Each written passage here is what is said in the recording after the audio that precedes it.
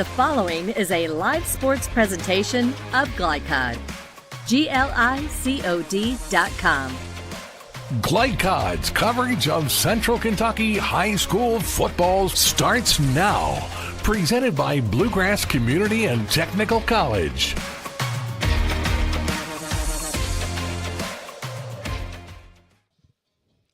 Good evening, everyone, from Paul Lawrence Dunbar High School in Lexington. Welcome to another broadcast of Central Kentucky High School football on Glycod. Tonight it's the visiting Lafayette Generals against the homestanding Paul Lawrence Dunbar Bulldogs. I'm Keith Elkins, Gary Durbin alongside tonight. Gary was a quarterback at Lafayette High School, Georgetown College, and is very well known in the Central Kentucky sports community as an official in football and basketball on the high school and college levels. And Gary, pleased to have you working with us tonight. Glad to be here, Keith. Well, this matchup, like all matchups in this district, seems to be very evenly matched. One that we would expect to see a good competitive contest tonight, don't you think? Oh, I think they're both going to be looking for a very competitive game tonight. Lafayette, both of them coming off a loss, and I think with senior night here, I hope we don't have a letdown from Dunbar after these festivities. Well, it's a little bit breezy tonight as we get ready to look at this weather forecast on our pregame show, but sometimes that can play a little bit of a bearing. You were down on the field. Do you think that'll have an effect tonight? I think it will, especially with both teams like to throw the ball. I hope they get into a running game because I think that both teams have been trying to throw the ball when they probably need to be putting the ball on the ground and trying to be a little bit more power game. Well, Lafayette coming in after a loss last week to Tates Creek, and Dunbar trying to bounce back after a loss to Henry Clay last night, looking for their second win of the season tonight. Let's take a look at tonight's weather forecast presented by Lexington Outdoor Power Equipment. They offer the right equipment for the right job. Lexington Outdoor Power Equipment, 1111 Winchester Road. Temperature at game time will be in the low 70s. At this point, it's 75 degrees, and we expect it to drop down as the evening goes along, but we expect a good night for football. Temperature will drop into the mid-60s as the game moves along tonight with a slight chance of rain, maybe a 25% chance of rain tonight, so we may see a little bit of rain, but we don't expect anything that would actually interrupt this ball game or have a severe effect on the game tonight, although, Gary, as you mentioned, the wind could be a factor, a little bit of a factor in the passing game tonight. It is Lafayette against Dunbar. We've got much more to come, including hearing from both coaches as our pregame show continues on Glycod. Home of excellent service, support, and satisfaction, Lexington Outdoor Power Equipment is your one-stop mower shop.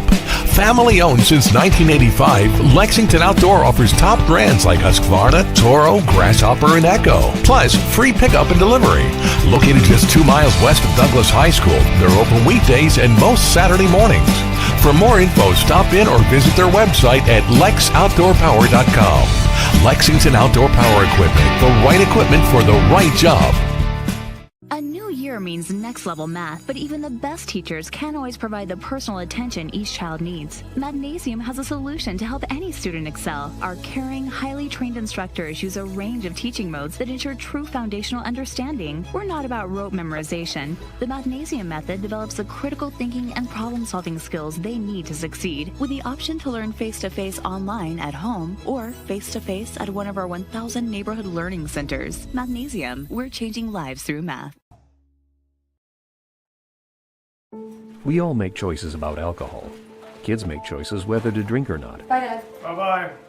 Remember, I'm going to Alex's party tonight and sleeping over. Have fun. Hey, remind me about that party again? And adults make choices whether to talk about it. That's true of parents and every other trusted adult in a kid's life. Kids want to know our expectations, and they want honest answers in everyday conversations. So talk with your kids and help lead them on a positive path. Because when you talk, they hear you. New recruit? Take advantage of our apprenticeship program. Come out of our 4-year course debt-free. With health insurance, a guaranteed pension, a degree, and an electrical license. 3 words I'd use to describe the apprenticeship are opportunity, skillful, educational, solid career path, rewarding, beneficial, and a brotherhood. A life-changing opportunity. The cost of school is free. All your books are paid for. You go to school once every 2 weeks. All the other stuff is on-the-job training. The teachers here are great. They're all very, very knowledgeable. They're preparing you for what you're already seeing in the field. If you're struggling with something in school, sometimes your fellow students can help you work through that. Everyone's willing to help each other. It's like a big family. I love being a part of a union, something bigger than myself. This field is so vast. you can find something that you really love to do because there is so much you can do with it. I went from a job to a life-changing career. Power up your potential with the IBEW.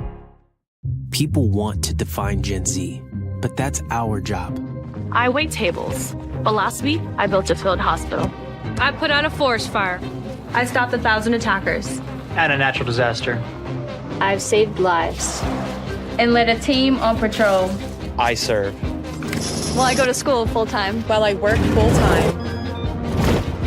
The greater the challenge, the stronger we become.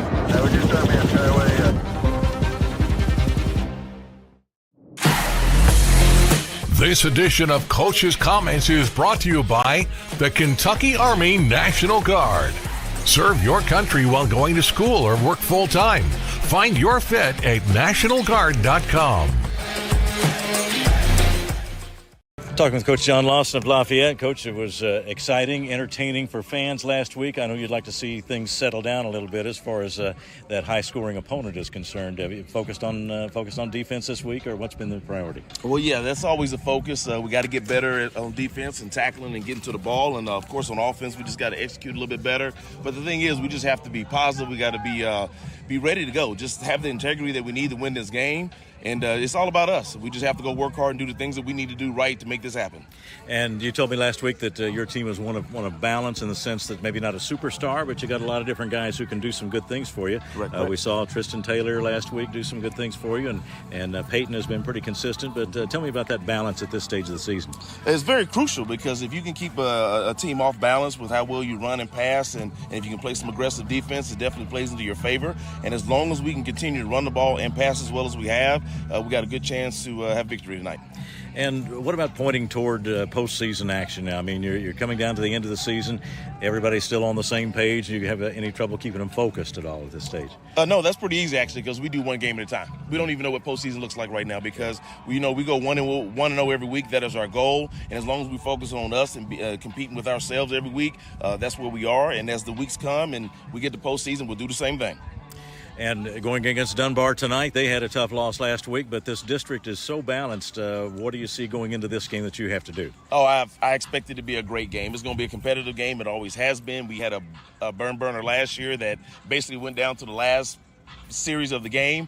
I think our guys are really thinking about that moment last year where we could have probably had one of our third victory. I think is what it would have been last year. But right now, as long as we just stay focused, it's going to be a great game and it's going to be a great competition tonight. All right, thanks a lot. Good luck tonight. Thank you, sir. I appreciate it. All right, we'll be right back on Glycod. People want to define Gen Z, but that's our job.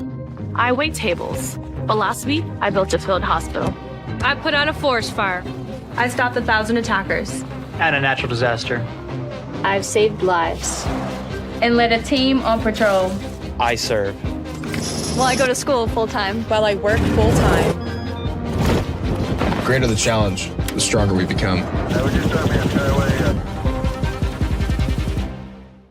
Take your ride to the next level in a new Kia from Cartown Kia. The new 2025 Kia Carnival is the definition of next level, and you can score yours for just $449 down and $449 a month. Or drive home the crowd favorite 2024 Kia Telluride, just $399 down and $399 a month. Plus, get as low as 1.9% financing on select 2024 models like Kia Sorento, Sportage, and Forte. And don't forget our 10-year, 100,000-mile powertrain warranty. Next level savings start at Cartown Kia and CartownKiaUSA.com. Let's get real. You could go to work right after high school, but spend a little time with us and we'll give you a better chance to do more, be more, and earn more. College for the real world. College for your world. Calling all football fans. Come on down to Roosters, where the wings are hot, the drinks are cold, and the good times never stop. Roosters is where you can catch all the action of the game and enjoy a delicious meal. Choose from 15 varieties of sauces. Even try our burgers, salads, and out-of-this-world pizzas. Something for everyone at Roosters. Dine in, carry out, or let us cater. Open late for the Night Owls. Visit our Richmond Road location or off Nicholasville Road by Walmart. I love Head Start. Children love Head Start, and you will too. Community Action Council's prep academies are hiring now. Head Start is an early childhood education program for children from birth to age 5. Help us give more children the Head Start advantage. Teacher, what are you waiting for? Join our team of dedicated education professionals. Apply online today at comaction.org. What are you waiting for?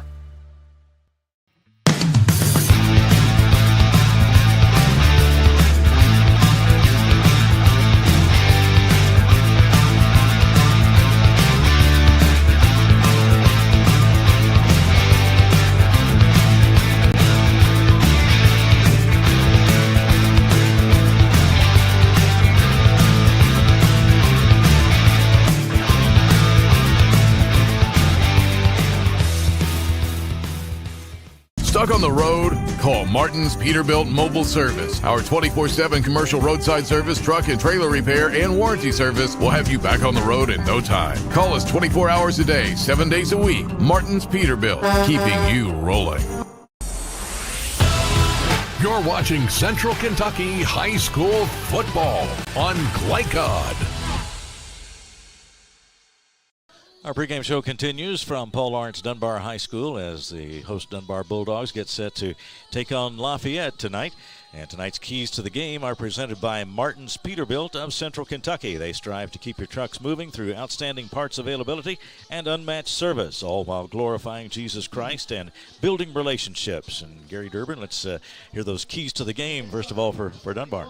Well, I think for Dunbar, I think it's going to be special teams. I think that they had an extra point missed last week, and I think they had some breakdowns on the kicking game, and I think that's going to be a key to their game. And I also think that defending the pass, I think Lafayette's going to throw the ball or try to throw the ball, and I think they need to run the football. I think they rely on the pass too much. I think if they run the football, I think they'll come out ahead.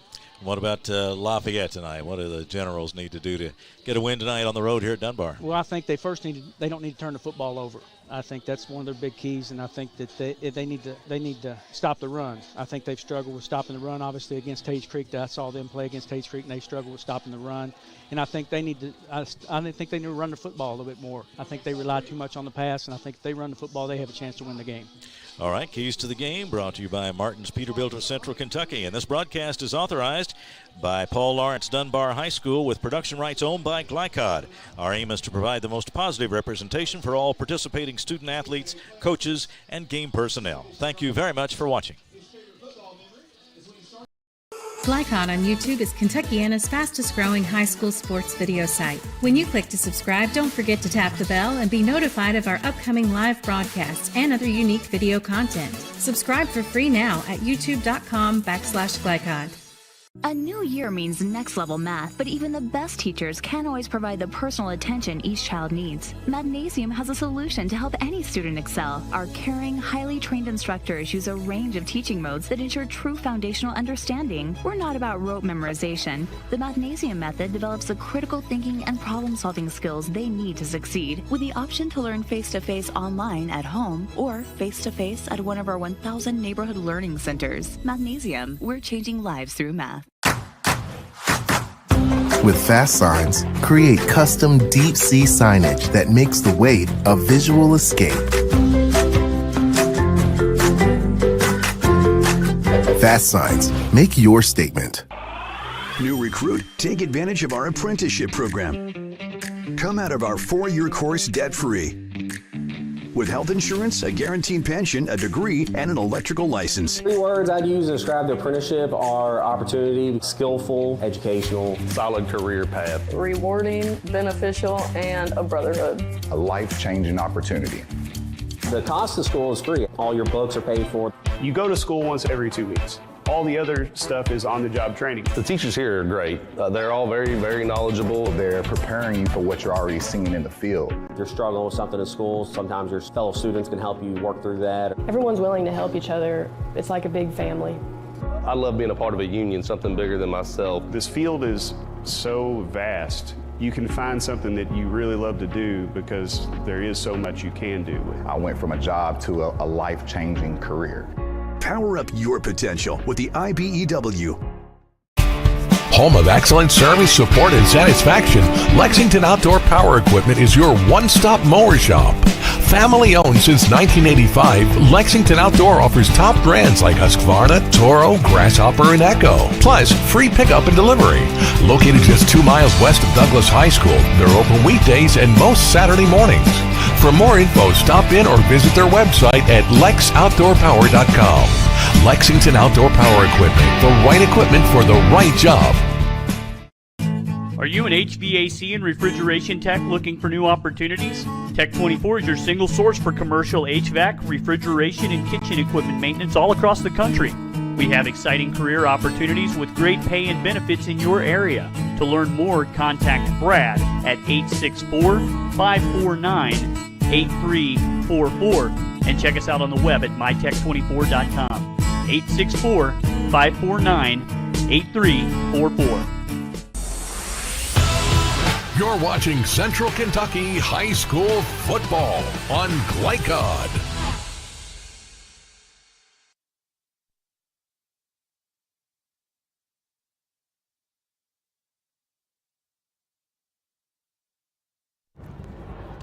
Coach, the team always has to just get right back to work after a tough loss or a big win for that matter, but how has your team responded this week? Yeah, I think we really have responded well with a good week of practice. We know we didn't play our best Friday. It's 15-year-old, 16-year-old, 17-year-old kids. So some days they come out there and they look great, and some days they miss assignments and things that are uncharacteristic. So I think we really have a good attitude to bounce back, and this is a big rival for them. So yeah, it'll be a good one. I was going to ask you about district competition. This particular district evenly matched. You never know what's going to happen. I mean, you really don't. I mean, we led Tate's Creek, who's probably going to end up finishing first, up into the last minute and a half, 2 minutes of the game, and played really well. So, it's just that close. I mean, Lafayette went and played them really competitive last week, and, you just have not a whole lot of margin of error, with the teams in this district. There's nobody that's a huge front runner or anybody light years ahead of the other. We're all just kind of in the same pack at this point. I'm sure you'd like to see a few more points on the board. What's the key to getting that done this week? Well, it's to be smart and not get penalties, not get turnovers, obviously. We're just not one of those teams that at this point does really well when we are behind the chains. We got to keep on schedule. We lack a couple of big-time playmakers. We got good players, but somebody that can get us out of that bind, of 3rd and 18, 3rd and 15. There's not many teams out there that have the power to get that done. But we just have to stay ahead of the chains and do a good job, calling plays to get them in a situation where it's manageable. The creativity in football, there's always a lot of room for it, but a lot of coaches don't necessarily like to exercise that. It is a little bit different, but you do some creative things out there. Oh, well, we have to, creatively, defensively, and offensively. And I think you really do have to do anything you can to. We're not big enough to be able to line up in a conventional defense and just battle in the trenches, down in, down out. So you'll see us prowl some. You'll see us getting a line all across the field. We actually got it from a coach in Oklahoma who's running it for years down at a school called Stillwater.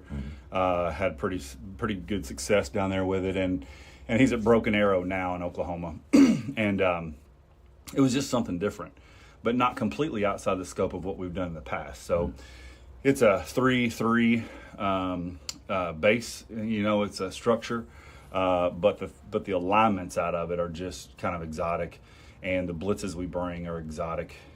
So it really makes us look like we're extremely complicated, but we're really not. And defensively, we played really, really well the past 4 weeks. I mean, we've, last week, that Keontae, their quarterback, I thought he was really, really good. In film, he was taking reps with another quarterback, and I thought all week, man, if this kid could probably take every rep and they'd be fine. And Are you an HVAC and refrigeration tech looking for new opportunities? Tech24 is your single source for commercial HVAC, refrigeration, and kitchen equipment maintenance all across the country. We have exciting career opportunities with great pay and benefits in your area. To learn more, contact Brad at 864-549-8344 and check us out on the web at mytech24.com. 864-549-8344. Let's get real. You could go to work right after high school, but spend a little time with us and we'll give you a better chance to do more, be more, and earn more. College for the real world. College for your world. Central Kentucky Driving School is raising the bar in driver education because the safety of their students is too important for anything less. Offering driver training for teens and adults, Central Kentucky Driving School will equip you with the skills needed to become a safe and confident driver. A proud community partner, Central Kentucky Driving School invests in their students and families and guides you every step of the way. For more information, give them a call at 859-538-7775 or visit drivecky.com.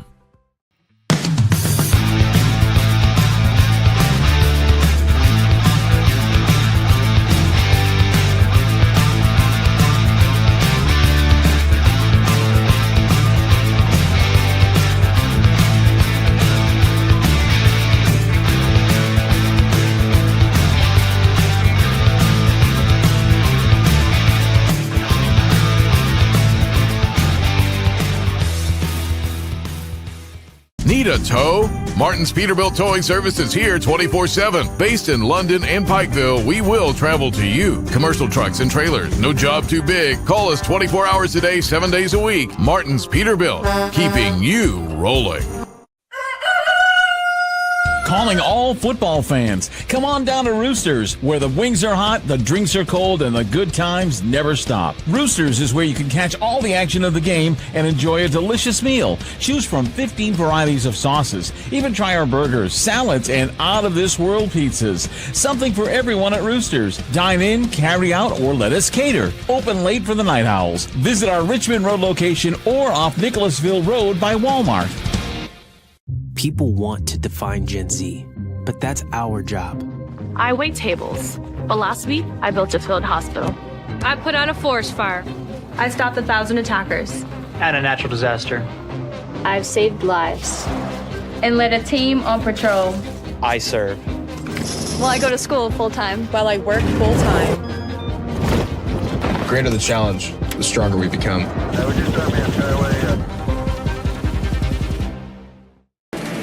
This segment of tonight's game is brought to you by the Kentucky Army National Guard. Serve your country while going to school or work full-time. Find your fit at nationalguard.com. Back at Paul Lawrence Dunbar High School, just a few minutes away from game time here as Lafayette meets Paul Lawrence Dunbar tonight. Each team looking for a win, trying to bounce back from a loss last week. We'll take a look at the starting lineups as we have them. Tonight's starting lineups are brought to you by Roosters, a fun, casual place and a great place to watch tonight's game on Glycod. Visit any of their 3 Central Kentucky locations or order online at roosterswings.com. The Generals across that offensive line, the way we expect them to line up, is Michael Miles at tackle, Mason Johnson at guard, and Hudson Moore at center on the offensive unit, and then Noah Leone at right guard, and at right tackle Kendon Wilson.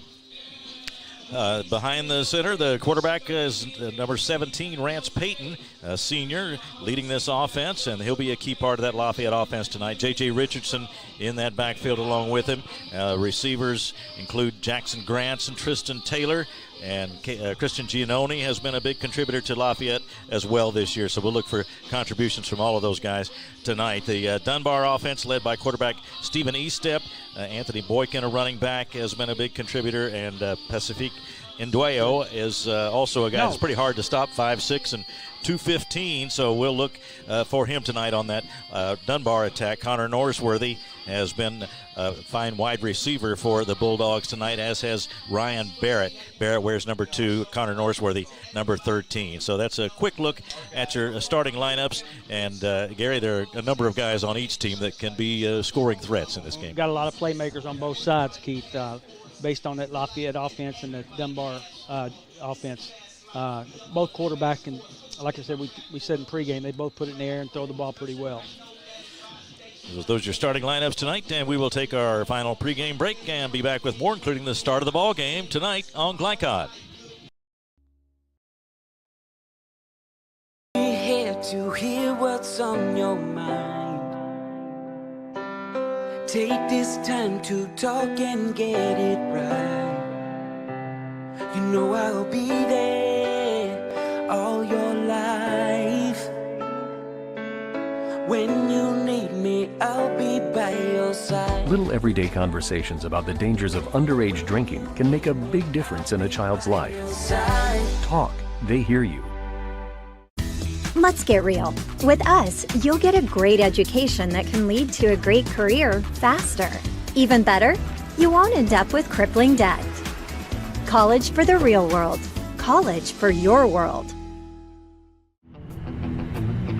From Glycod, it's Central Kentucky High School football, presented by Bluegrass Community and Technical College. Never underestimate you. Tonight's game is brought to you by Cartown Kia in Nicholasville, movement that inspires. IBEW Local 369, power up your potential. Mathnasium of East and West Lexington, changing lives through math. Roosters, a fun, casual place for wings and more. Martin's Peterbilt of Central Kentucky, Community Action Council, New Vista, Tech 24, Lexington Outdoor Power Equipment, and Fast Signs. Now to the field for all the action from Glycod on Central Kentucky High School football.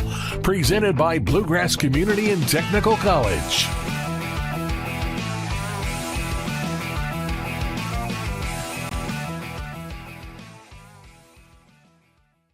Just about set for our kickoff tonight. Our officiating crew, the referee Darrell Douglas, the umpire J.R. Wells, the head linesman Rob Turbysville, and the side judge is Jeff Clark. The field judge is Keith Jackson, and the back judge is Brennan Smith. Gary Durbin working alongside me tonight, and again, Gary, glad to have you with us. And Gary has a long background in officiating. What's the officiating mindset at this point? You're getting set for the ball game. One final meeting out there, right? Yeah, they got a good crew out there tonight. And Daryl's done this for a long time, so he's got a good crew to work with, and I look forward to a good officiated game. Anytime you got Keith Jackson on the game, you got a good crew. That's right. That's right. Miss his voice on football, don't we? Oh, my Everybody gosh. does, yeah. All we need is Gus Johnson. That would be a team right there. That's right. All right, we're set to go. Dunbar kicking off. Lafayette will handle the football first. It'll be Joseph Davies to kick it off. And we are underway here at Dunbar. That one over the head of the return man and into the end zone. So that's the way we'll get started. Tristan Taylor back there to receive for Lafayette, but that one out of his reach, and the Generals will take over at the 20. I like that rule, Keith. And anything in the end zone is a touchback. It's a dead ball, so it comes out to the 20. Yeah, a lot of thought on what to do with kickoffs as far as a rule is concerned. We've seen radical changes in the NFL this year. I'm still not sure what's going on there when I watch a game. I'm not sure I like that rule, but I do like the touchback dead ball in the end zone in high school.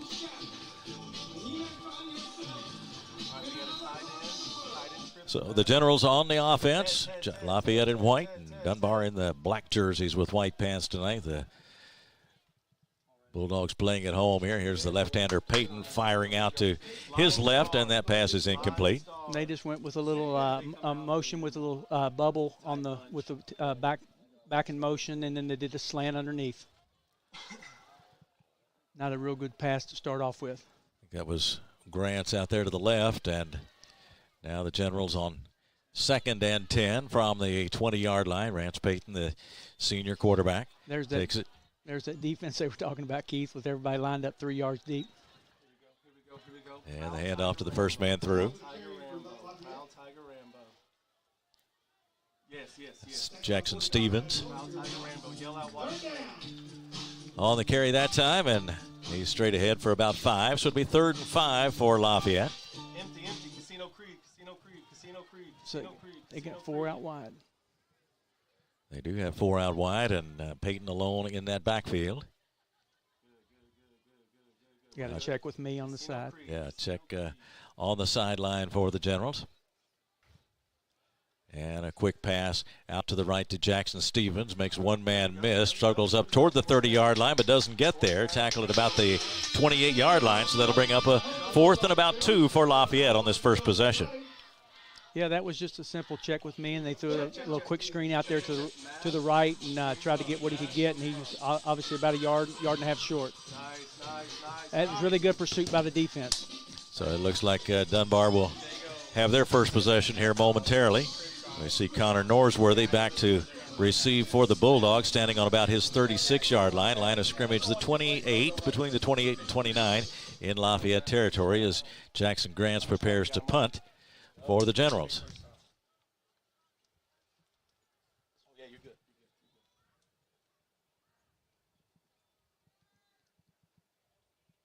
I thought they and the snap. Yeah. Thought they might try to draw him off there a little bit, but pressure on the punter, and that one's going to be a short kick. Bounces back behind the 45-yard line to about the 43. So excellent field position for Dunbar on their first possession. Yeah, they're going to start off on Lafayette's 44-yard line. So Dunbar losing to Henry Clay last week by a score of 21-6, and that was Henry Clay's first win in a couple of years. A big night for the Blue Devils, but one that Dunbar is trying to bounce back from. Good field position starting off here for Dunbar. Be a good drive to start off here, see what they come up with. Got the extra lineman in the backfield. Power, I don't know what they call this, but we call it power, extra power. Stephen Eastep, the quarterback, the veteran quarterback for Dunbar. He takes it and hands off behind him and nearly broke it through. Really good run right there, right off tackle, little ISO off tackle. Lewis on the carry, and now a good gain for him. Yeah, about eight yards. Really good run. Really good play to start off the game with. They're going to hit him in the mouth right off the bat, and a really good play to start. Well, you mentioned running the football would be important to them, and that was key to the game right there. So that's a really good start. Get off to a good start. 2nd and just about 2 now. They may try the same thing again. Ball on the 36. Quarterback fumbled other side, same play. Might have picked short gain there. Might have picked up the first. Yeah, very close to it. They got a good spot from this sideline. They may have to measure this one. They may measure this one. First down. It is. Yeah, they are going to rule it a first down. So Dunbar has a first down. And they're set up now at the 34-yard line in Lafayette territory. Now they get them all in a box right here. They'll come out with a little tight end seam here. They got everybody in the box. Trying to take advantage. Yes, they do. And trying to take advantage of that short punt. Again. And, yeah, again, dropped football back there, but the Bulldogs escape with it. I don't know how many plays I'd wait on this, Keith. I believe I'd throw the seam on the first down. Now they're at the 31-yard line. A second down play coming up. Second and about 8, maybe 7.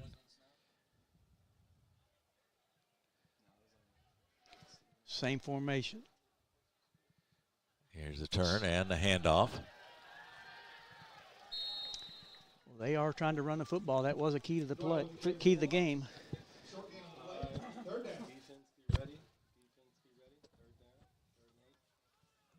Third and about 8. 3rd and 7. No score in the ball game. Dunbar trying to break out on top and looking for their second win of the season. I believe they've run the same play to both sides of the field. So it's about time to do something different. Here is the snap and the there we handoff go. to the That's back what man. You got to do. And around the left side he goes and down across the 20-yard line. That was a really good play. Really good call. They had got them all inside the box right there, and then they ran a little 27. And Dueo with the carry there. And down to the 19-yard line. Another I formation. Turn in the handoff. He's got it again. Fumble, loose ball. Defense up, defense and up, defense up. E-Step, I believe, scrambled and got it back. Mm-hmm. Yeah. Well, they're really struggling with this. Quarterback's coming up empty on the snap. Yeah, they've had a little timing mix-up a couple of times now. Uh-huh. Yeah. And it shouldn't be a hurry because it's not a quick handoff. You know, it's you got plenty of time to get it to him. All right, second down and about 13 now from 21. Coming out with 2 wide left to the boundary. Shotgun. And the snap and the handoff. Really nice run right there. Getting through the left side. Number 24. Indueo again. Pacific Indueo, a 5'6", 215-pound junior. So going hurry up. He's going to be hard to bring down once he gets going. Here's the snap, and E-Step hands it to him again. Around the left side he goes, crosses the 10 to about the 9. Close to a first down. About the 8-yard line. 8-yard line should be a first down. They're showing it 4th and 1, so they're going to have a I'd ask for a measurement on that. fourth down play. Close. Yeah.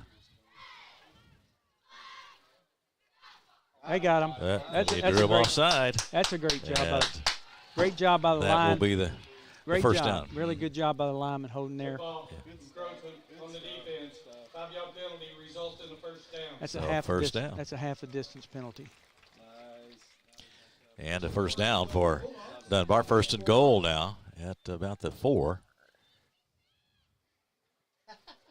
Everybody complains when they see that. They say, that's not 5 yards. Well, it's half a distance inside the 10-yard line.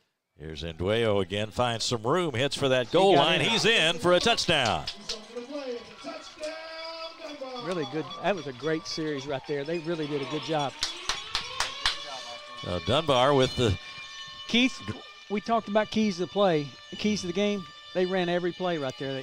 I don't think they threw the ball one time. Yeah, and they got it in for a touchdown. Indueo is big contributor on that drive, and now they'll go for the extra point. Here's Davies into the game to try that. The score comes with 5:37 to go in the first. Now we're short one, short a wing. Run him all. Got plenty of time. Don't get in a hurry. Oh, my gosh. Penalty flag flies. What did he call it for? Illegal substitution. Why? Dunbar.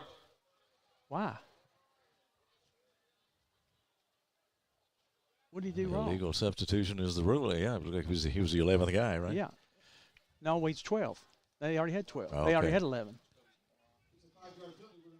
Yeah, they had 11 on. That's why it was illegal. Special teams. Let's see what he does. This is an odd formation, too, for the kicker, Keith. You notice the extra point. They got him backed up. Here's the kick on the way from Davies. And no good. No good. And it's a 6-0 lead for Dunbar. 5:35 to go first quarter. Dunbar on top, and we'll be right back with a kickoff in just a moment on Glycod. Central Kentucky Driving School is raising the bar in driver education because the safety of their students is too important for anything less. Offering driver training for teens and adults, Central Kentucky Driving School will equip you with the skills needed to become a safe and confident driver. A proud community partner, Central Kentucky Driving School invests in their students and families and guides you every step of the way. For more information, give them a call at 859-538-7775 or visit drivecky.com. You're watching Central Kentucky High School football on Glycod. Well, Dunbar with the first score of the ball game, an efficient drive to put the Bulldogs in front by a score of 6-0. Indueo with the touchdown run, and now we're set for the kickoff as Davies gets into that one, and it is Jackson Stevens at about the 10-yard line, comes up to the 20, 25-yard line, to the 30, heads for the sideline, and looked like he got to the 35 or so before he was pushed out of bounds. So a pretty good return for Stevens, and now it'll be Lafayette on the offense again. That was a really good return. He got up the field and then got to the sideline and got all he could get.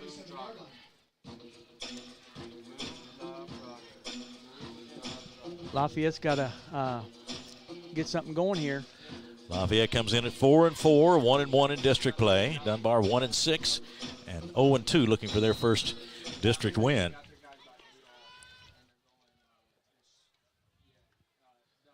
Payton takes the snap. The handoff to Stevens. He comes across the 40 to 41, maybe the 42-yard line before he is dropped. Amstutz on the stop. That's a good start right there. Picked up 4 or 5 yards on the first down. Get in front of the chains. Give you plenty of options here for second down. A second down and 5 coming up for Lafayette. They are now at about the 43-yard line in their own territory, trailing by 6. Running out of the pistol. Here's Payton, rolls back to his left, fires down there. Had a man, looked like he had a step on him, but they couldn't connect. He did. I like the play there. He had a little fake there, rolled it, a little waggle out, had a level option there on the out routes, and just overthrew the receiver. Going for Locklear on that one, and now it's a third down play for Lafayette.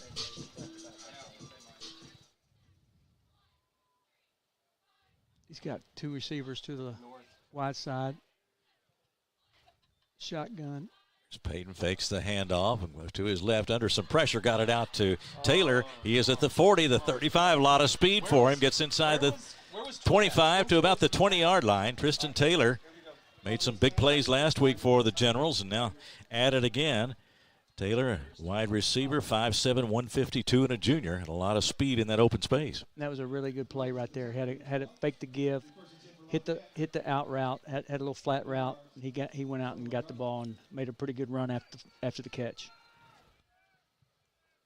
Lafayette now 1st and 10, and they are deep in Dunbar territory at the 21.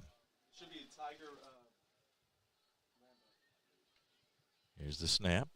And the handoff to Taylor as a running back this time, and he's across the 20, but then stopped.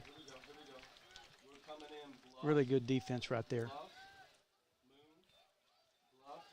Had just a little pistol give right there. A pickup of a couple, and it's 2nd and 8 for Lafayette. Rance Payton, a verbal commitment to University of Kentucky baseball. The left-hander quarterback for Lafayette. Is he a pitcher, Keith? You know, I'm not sure. I think somebody said he was a pitcher. Being a lefty, I would guess so. Here's the snap and fakes and gets it out to the right. Tackle made down near the 10-yard line. Again, Tristan Taylor, they like to get him the ball. Again, that looked like just a little quick screen out there. Wide receiver went out and got his block. And he picked up all he could for a first down. First down, Lafayette. Ball at the 11-yard line. Well, Generals knocking on the door now, trying to answer after Dunbar scored an opening touchdown on their first drive after Lafayette was stopped.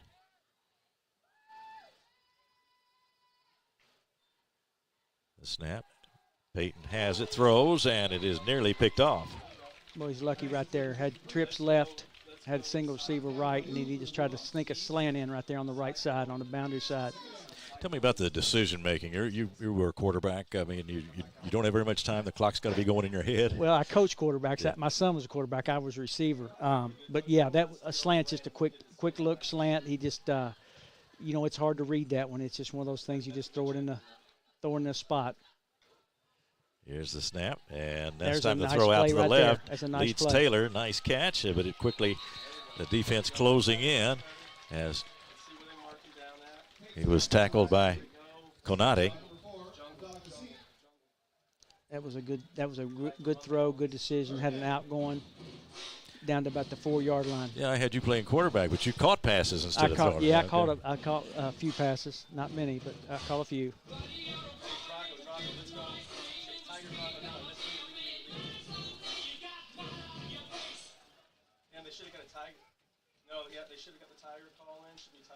On a 3rd down play now, Lafayette with now a whistle. Got a motion. Blows and false start. Yep, so let's go. Yep, let's go. Proud, Tiger. Snap infraction on the offense. 5-yard penalty. Still 3rd down. Proud, Tiger.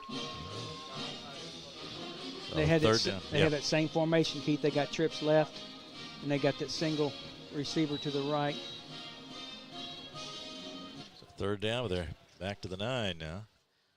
Peyton has it, looking, There's and throwing to his open. left. He's got Harrison Stevens, and he's in for the touchdown. Great call. That's a really good call right there. Well, that comes with 2:43 to go in the first quarter. 9-yard play. They had everybody covered except back out of the backfield. Harrison Stevens with the catch. You watch everybody but the back out of the backfield. He's always the one that hurts you. Let's see if they shift into the conventional formation here.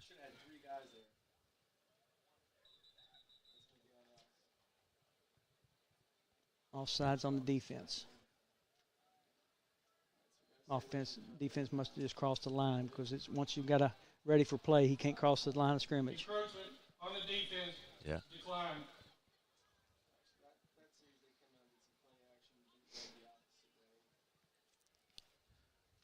So now with Stevens holding, and they may go for. I can't believe they don't go for 2 now. Why would you not take this penalty? Encroachment on the defense. Decline. Oh my gosh. It is declined. Surprising. It's Locklear holding for Lafayette as Grants gets ready to kick it. Set up at the 10. And the kick is on its way. And it is good. And with 2:39 to go, Lafayette has taken a lead of 7-6 over Dunbar. And we will take a break and be right back with more football on Glycon. New year means next level math, but even the best teachers can't always provide the personal attention each child needs. Mathnasium has a solution to help any student excel. Our caring, highly trained instructors use a range of teaching modes that ensure true foundational understanding. We're not about rote memorization. The Mathnasium method develops the critical thinking and problem-solving skills they need to succeed, with the option to learn face-to-face online at home or face-to-face at one of our 1,000 neighborhood learning centers. Mathnasium, we're changing lives through math. You're watching Central Kentucky High School football on Glycod. Back at Paul Lawrence Dunbar High School, Lafayette has moved in front 7-6 with 2:39 to go in the first quarter of play. That was Rance Payton's 12th touchdown pass of the season. I'm Keith Elkins, Gary Durbin alongside. Vincent Gregory, our camera operator, and Jackson Miller is doing the producing tonight for Glycod. We appreciate you joining us for the ball game tonight. As the Generals get set to kick off, it'll be Grants approaching the ball, and he gets it away. It is going to be taken at about the 6-yard line on the return, up to 20, 25, 30, and bouncing it outside, and now tackled at about the 32, 33-yard line. That was Dominic Faulkner, a small guy with a whole lot of speed. Faulkner. He came close to breaking it, Keith. Yes, he did. Yes, yeah. It was. And what a great answer for Lafayette. That was exactly what they needed to keep this game where it needed to be. Yep.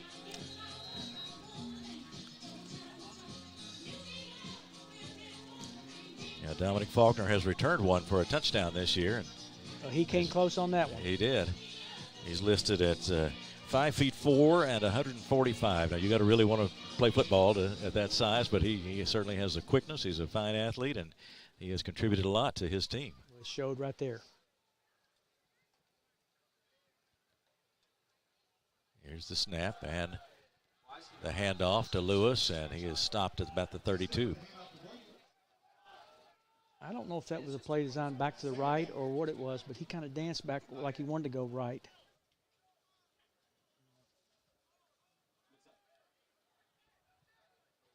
Clock running as we approach the 2-minute mark in the first quarter. E-step and a penalty flag flies just as the play started. Looks like a false start. Snap infraction. Offense 53. 5-yard penalty. Still second down.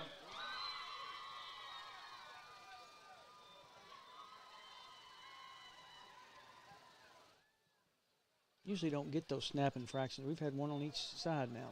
Yeah. Center's getting anxious.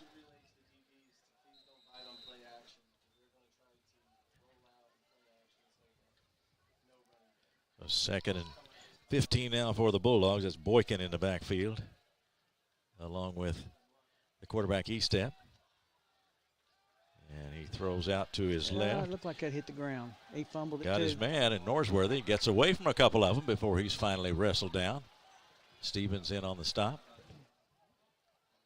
Well, I tell you what, I know that referee's got a better look than I do, but it sure looked like it hit the ground. At the 26-yard line, 27 maybe, let's see. Yeah, about closer to the 26, I think. Wow. And ground helped him for sure. yeah. So 3rd down, about 15.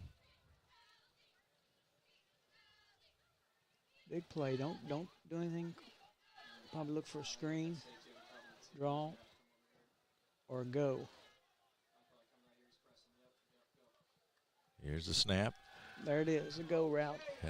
Boy, he missed him, had him wide open. Couldn't connect.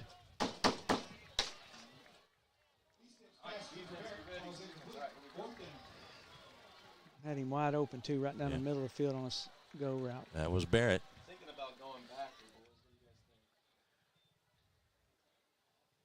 Well, they come up empty, and it'll be 4th down. Hey, let's get Noah, tell him he's going in.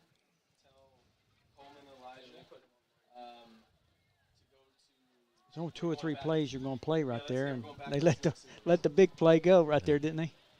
Yeah.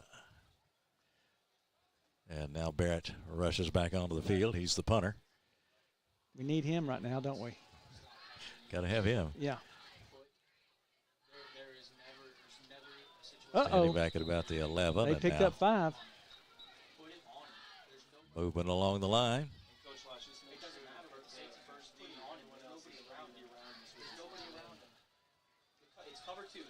So it was 4th and 15. Now they're going to get 5 more. Encroachment on the defense. 5-yard penalties. 4th down. So that'll move them up to the 31-yard line now, but still a long way to go for a first, and they'll kick it away with Barrett. Standing at the 16-yard line, preparing to kick. Good snap to him, and he gets this one away, short but high, and teammates downfield to cover for it. Good bounce for Dunbar and for the short kick. And they'll mark it at about the 37-yard line in Lafayette territory. They get it 15 yards, too. They'll get an extra 15. They don't like those plays like that.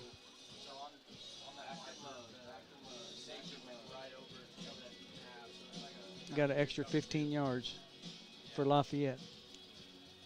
So the Generals will have excellent field position when we get going. It's hard to miss those right in the middle of the field. Yeah. So the personal foul call will set up the Generals after the 15-yard penalty. Be across midfield. Yeah. Yeah, they'll penetrate into Dunbar territory with the official just stepping it off.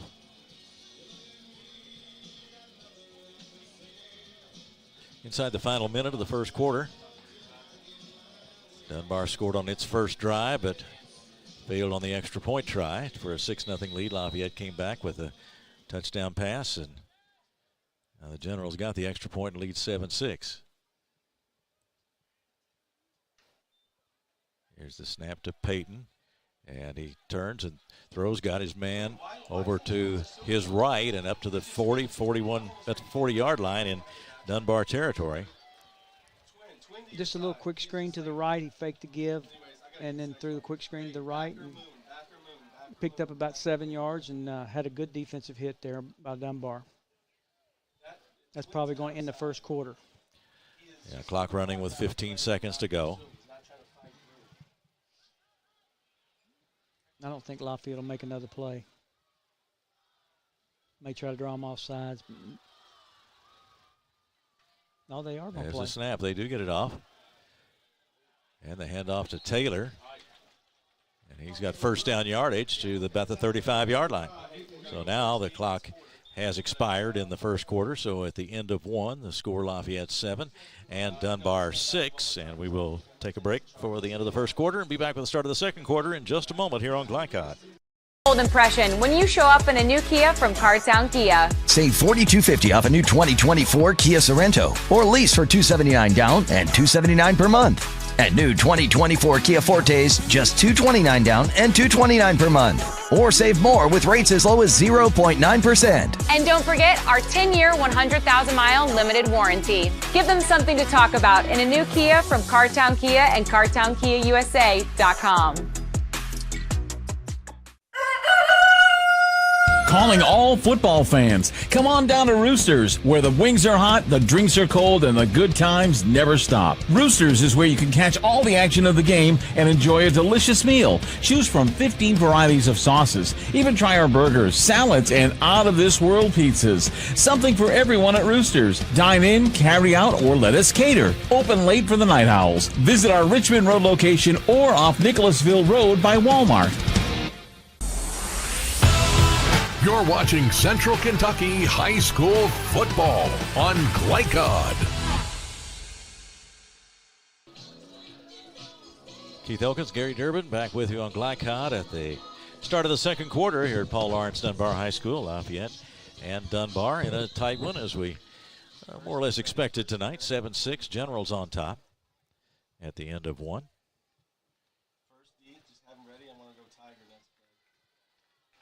There's the snap to Peyton. Actually, no, let me stay with this. All carried to about the 35-yard line. Taylor again.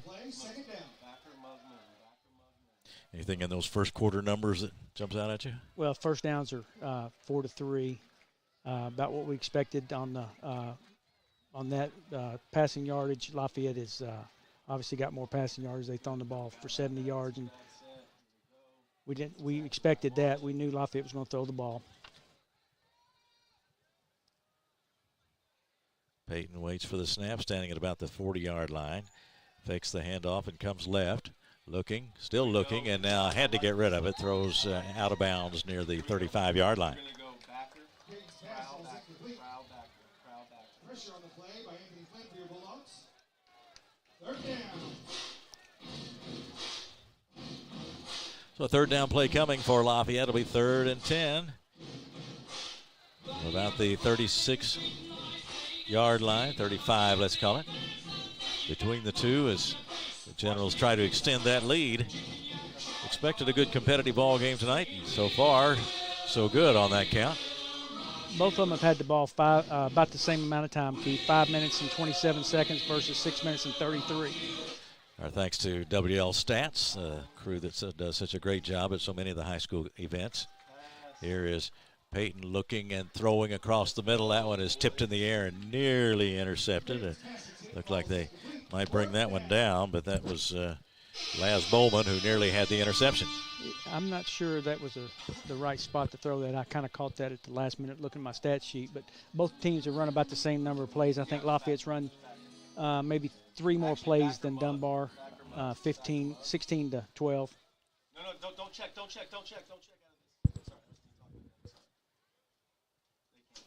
Peyton waits for the snap, and now movement along the line again. Yeah, they got 5 free yards right there, so it's going to be 4th and 5. So gives them a little bit more manageable opportunity here for 4th and 5. A lot of plays they can call now.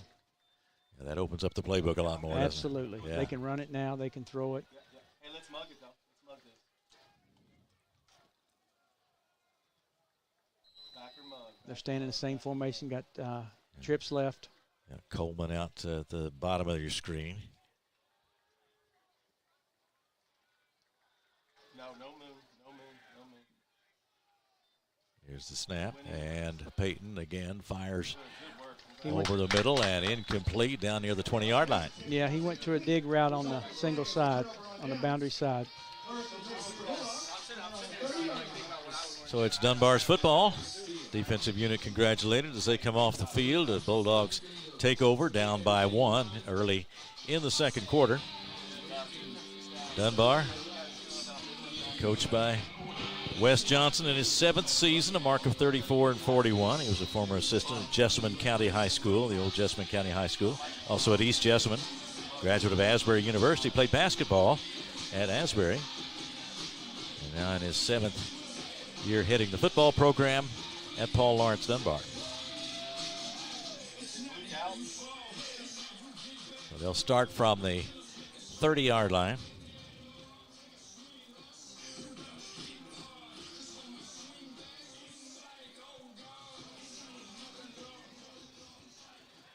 Keith, we do have the quarterback tuned in to us, Brett Durbin, so he is tuned in listening. He's listening. Okay, yeah. Well, he can add those quarterback perspectives then if you don't know. There's Boykin, but he is corralled as they move out to the try to move out to the right. Matthew Harden in on that stop along with Jackson Stevens for Lafayette. How do I run back here? Well, they came in there good. That was a good job by the defense. Lost about 4.5, maybe so 5. Now they're back at the 20. They're listed at the 25, I think. Tavion quit, right? Tavion's not here. Okay. I want to stay in back there. Second down at about 15 from the 25-yard line for Dunbar. They got 11 people within 6 yards of the line of scrimmage. Here's the snap, and straight ahead it goes. And they're still running at 10 yards at 15 yards of carry. He is hard to stop, and he crosses the 40-yard line. He made up all of that deficit there, and he's got a first down. That was a great job. Great job by the offensive line. You got to give those guys credit. They'd never get enough credit.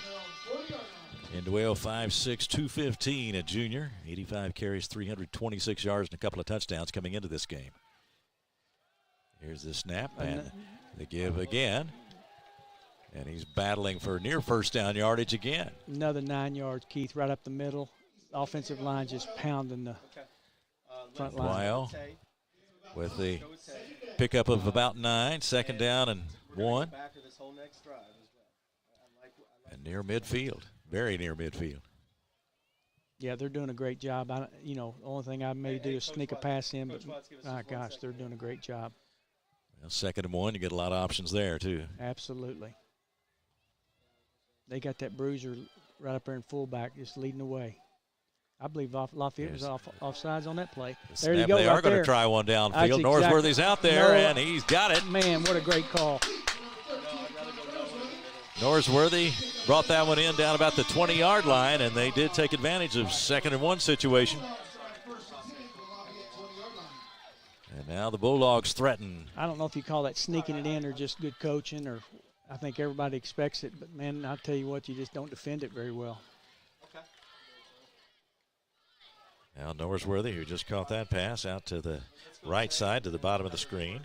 Here is the handoff, and Dwyo has some room again, or makes some room, I guess I probably should say, and he is down inside the 15.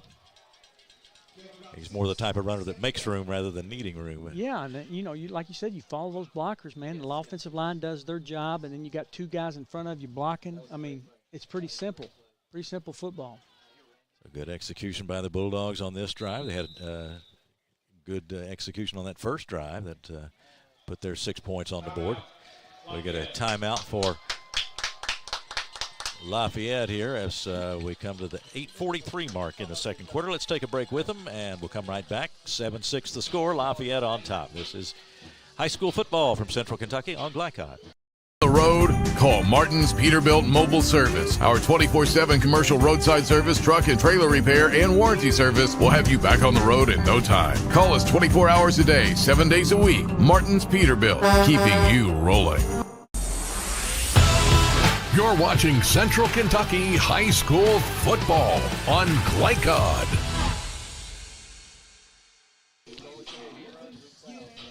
Check out this week's Birds bonus column titled Playoff Business, plus continuous score updates on glycod.com. Lafayette leads, Gary. We're seeing Dunbar on the move again, and as you said, some good execution tonight by the Bulldogs so far. Keith, you're exactly right. They ran the ball well on their first drive when they scored, but I like the fact that they're putting the ball in the air. Now Lafayette has to come out of that 10, 11-man box.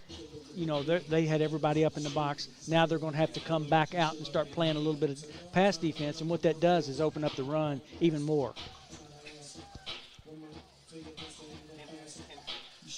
Well, the Bulldogs back out there now behind E-Step, the senior quarterback.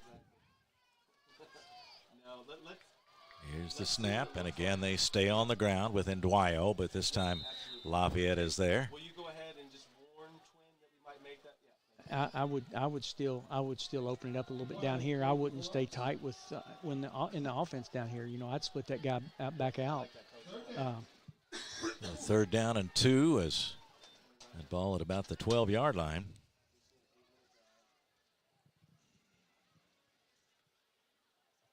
He step up under center, turns, and hands to Ndwayo deep in the formation. Yeah, but he stopped short. Yeah, they're playing strong man football here. We'll see what they do now. They've got a fourth down situation. Well, they're going to play disciplined football here. They're going to see if they can draw them off sides. Maybe that's what's been happening so far. They're going to see if they can get them on a hard count. Maybe go on 2. E-Step leans in under center, and the snap comes. And he broke it right there in the backfield. Man, he had him in the backfield. Give off for first down yardage. He had him in the backfield, and he broke that tackle, man. That was a great job by the running back. Moses Mafuta with the carry and the first down for Dunbar, and that's a 1st and 10 for the Bulldogs. I don't know if we have anyone that could do that. Oh, Moses is out. I think it's just a shoe. Timeout. I think it was just a shoe. I don't think he's hurt. Timeout. Dunbar. I think it's. So Dunbar will take a timeout, and we'll keep it right here as they try to get this go-ahead touchdown here in the second quarter with 7:26 to go.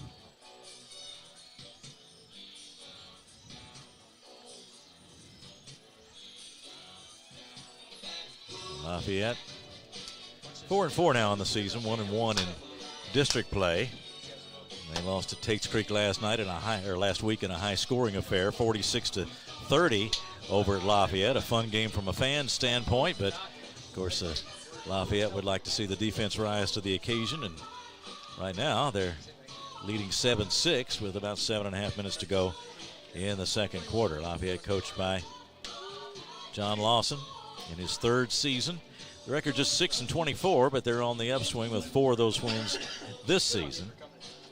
He was a longtime assistant at Lafayette, played at Blue Springs High School in Missouri, and then in college at Missouri Western and at Kentucky from his college football career, 87-91. Here we go now with the 1st and 10 for Dunbar. They might have gotten by with one right there. Dunbar did. That 1st and goal, I should say. I'm not sure they got set there. Offensive line. They were going down. They were going down when the snap was coming out. Yeah, 2nd down and goal now. Yeah, we do. I think. Do we have a boot off there? Ball at about the 5-yard line. We don't have the install. Bulldogs have had some success on just power running, but Lafayette defense has stepped in at times too, so we'll see what happens here. Here is Mafuta. He is going to circle to the left, and he is going to walk in for the touchdown. But a flag is down.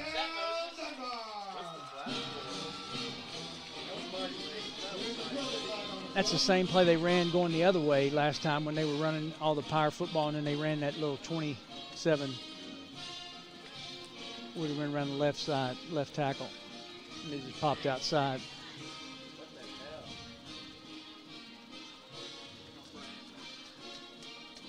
It could have been a taunting, unsportsmanlike. Might have been after the play. Let's see. Yeah, he wants it's on Dunbar. He's going to say he wants it on the kickoff. Oh, is it a touchdown? Yeah, it's a touchdown. It's a touchdown. Hey, is that Moses? All right, Coach. Let's go. Dead ball.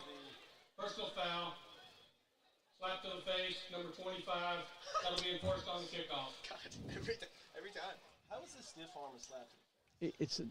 It was a dead ball is what happens after the touchdown. Yeah, and the touchdown is good, so Mafuta's touchdown counts. He was also the one they caught with the penalty, and now it's 12-7. Dunbar on top. All right, they're going for two. He stepped rolling and moving toward the goal line, and he is in, and that's 2 more points for Dunbar.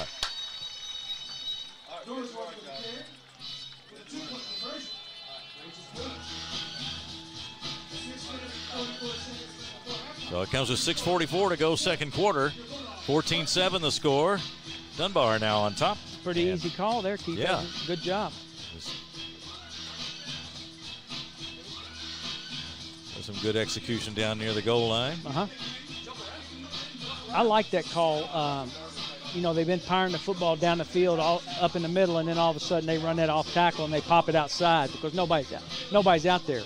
They come up in the middle, run it off tackle, and then nobody's there, so he just pops it outside. Well, he was able to get in the end zone pretty easily on that touchdown run, and a little deception involved there, but they pulled it off.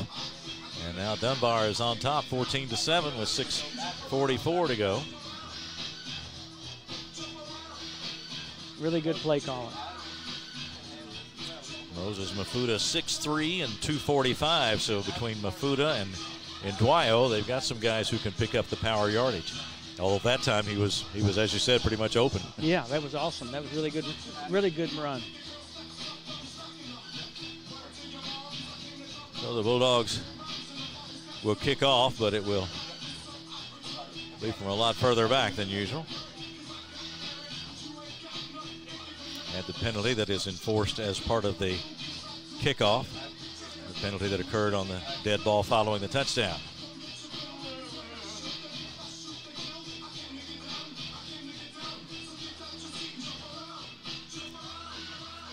Tristan Taylor back to receive for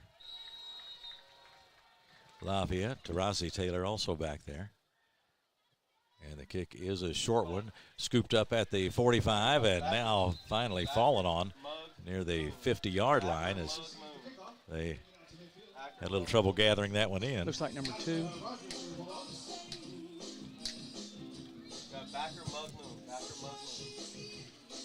Crockett. Okay. Caden Crockett, a senior, wide receiver, defensive back, corralling that football. Now they'll start right at midfield, so excellent field position for the Generals with 6:41 to go. Second quarter here at Dunbar. Got plenty of time, Keith. They don't need to do anything, be in a hurry to do anything.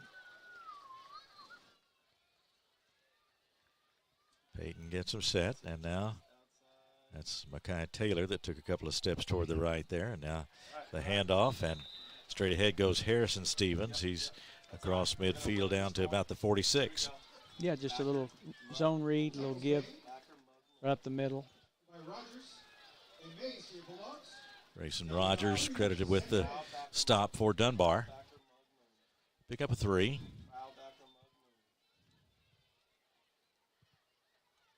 Trips left.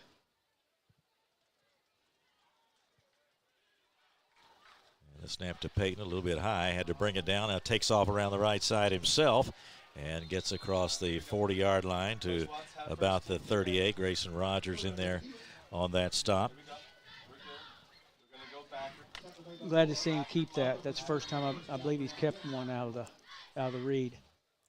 Caleb Monroe also in on that stop for Dunbar. And a first down yardage, and now the Generals on the 39-yard line in Dunbar territory, 1st and 10. 14-7. Dunbar on top.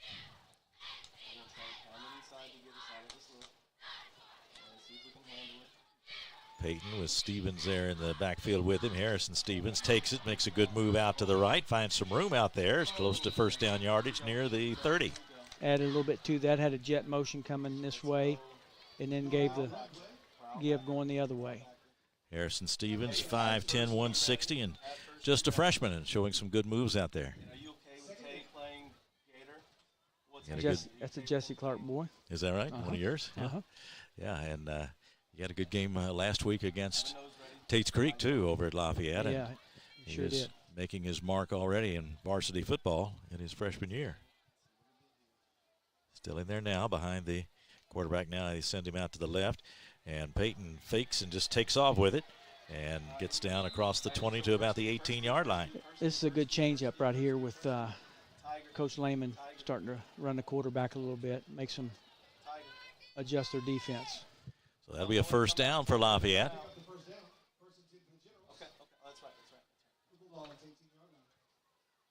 We'll be at the 18-yard line. Knocking on the door again, Lafayette is. Trying to get this thing even. Now it's a whole new wrinkle.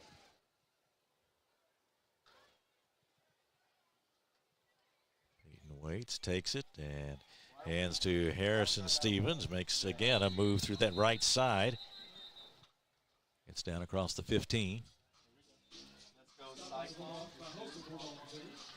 Probably have a sprint out pass coming after a fake give. They'll have a sprint out to the left now.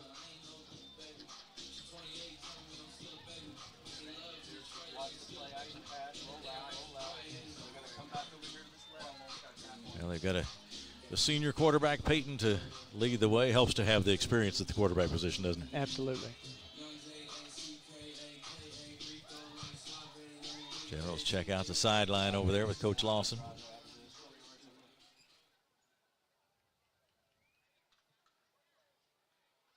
Here is the snap. He's looking left. He's throwing, and that one is incomplete. I got a hand in there somewhere, and that one is incomplete, and it'll be a third down play coming up.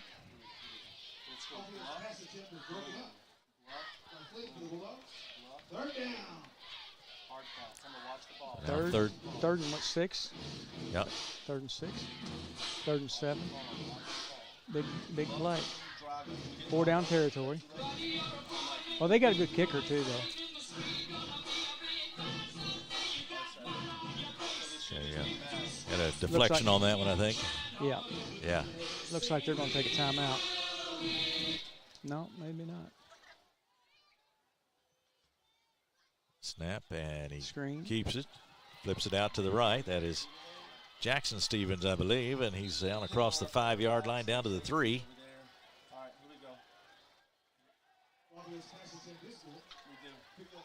Now they got their big boys coming in. May have been Giannone on the catch, 9 instead of 8.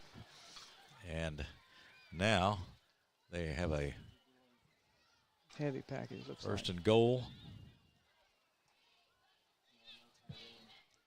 And they are at the 3-yard line. So we'll see how Lafayette handles the situation here, knocking on the door. What would be potentially a tying score. Tell them to watch the rollout. Let's go, Matt. Timeout for Dunbar with 3:12 to go, and we will take a break. Dunbar leading at 14-7 over Lafayette. We'll be right back on Glycod. People want to define Gen Z, but that's our job. I wait tables, but last week I built a field hospital. I put out a forest fire. I stopped 1,000 attackers. And a natural disaster. I've saved lives. And led a team on patrol. I serve. Well, I go to school full-time while I work full-time. The greater the challenge, the stronger we become.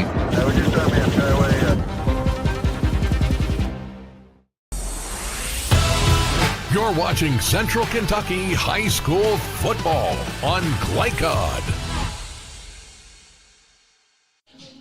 Back at Paul Lawrence Dunbar High School, Keith Elkins, along with Gary Durbin, Jackson Miller, our producer, Benson Gregory on camera tonight. Glad you've joined us on Glycod. We expected a good ball game. We've got one so far, 3:12 to go, second quarter, and it's a 7-point margin for the home team right now, but Lafayette is threatening a first and goal on the 3-yard line. Keith, they got in that heavy package, and they immediately called timeout. First time I've seen Lafayette under center tonight. Peyton is under center. count, and he's got it now. Collision there, and the running back is Stevens, and he is stopped at about the 5-yard line. And that was doomed from the start, looked like. Maybe that's why it's the first time they've been under center. Yeah, they turned and ran into each other. They ran into each other. So all right, let's go Tiger. The play is Tell him to watch the rollout. in a lot of danger after that. And he's now back at the 5-yard line. Second down and goal from the 5. When should he roll up to our side? Now back in the shotgun, and now here it is Peyton on the keeper. He gets inside the 5 to about the 2. All right, here we go. Let's keep that same call. Let's go Tiger. Well, Rance Peyton gets him to within 2, but it'll be 3rd down and 2 now. 3rd and goal from the 2. Yeah, there wasn't much trick to that. They just faked the give, and then he took it right up the middle. So Peyton's got Harrison Stevens there with him in the backfield as we await this next play from Lafayette.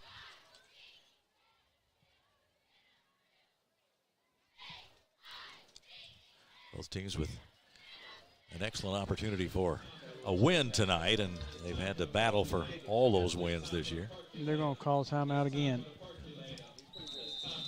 Yep. There's a timeout for Lafayette.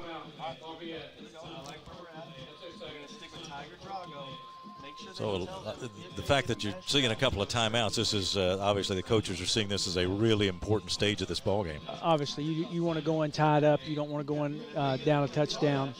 Obviously, 4-down territory, or if they don't have any, if it goes 3rd and 4, 4th and 4, they may kick a field goal with their kicker, but I would probably go for it. They're down by 7.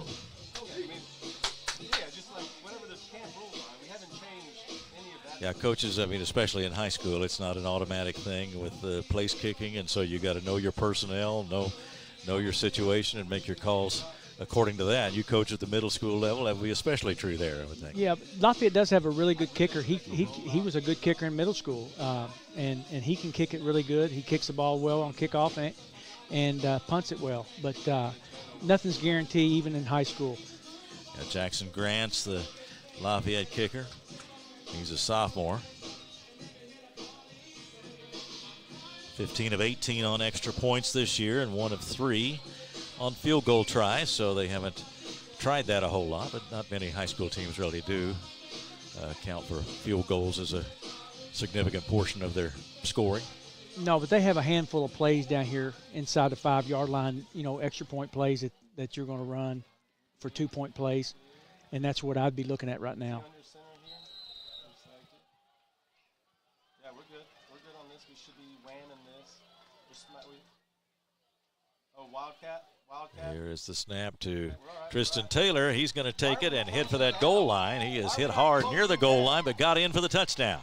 That's a really, really good call. They, I don't know if they picked that up or not, but they came in with a running back and took Wildcat snap, and Taylor got in for a touchdown. Yeah, Tristan Taylor, a lot of speed, a lot of quickness, and he had that ball and just took off with it. And he paid for it, Keith. Yeah, he did take a hit. He sure did. Yeah, remember that touchdown, but he has scored. That comes with 1:33 to go. Shut it down.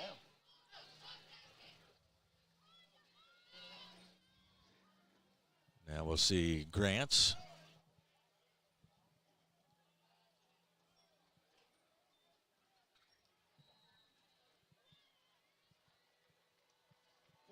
And that kick is good, so that would even things up at 14-all. Comes with 1:31 to go. A tie score now following the 3-yard touchdown run by Tristan Taylor for Lafayette. Minute 31 before halftime.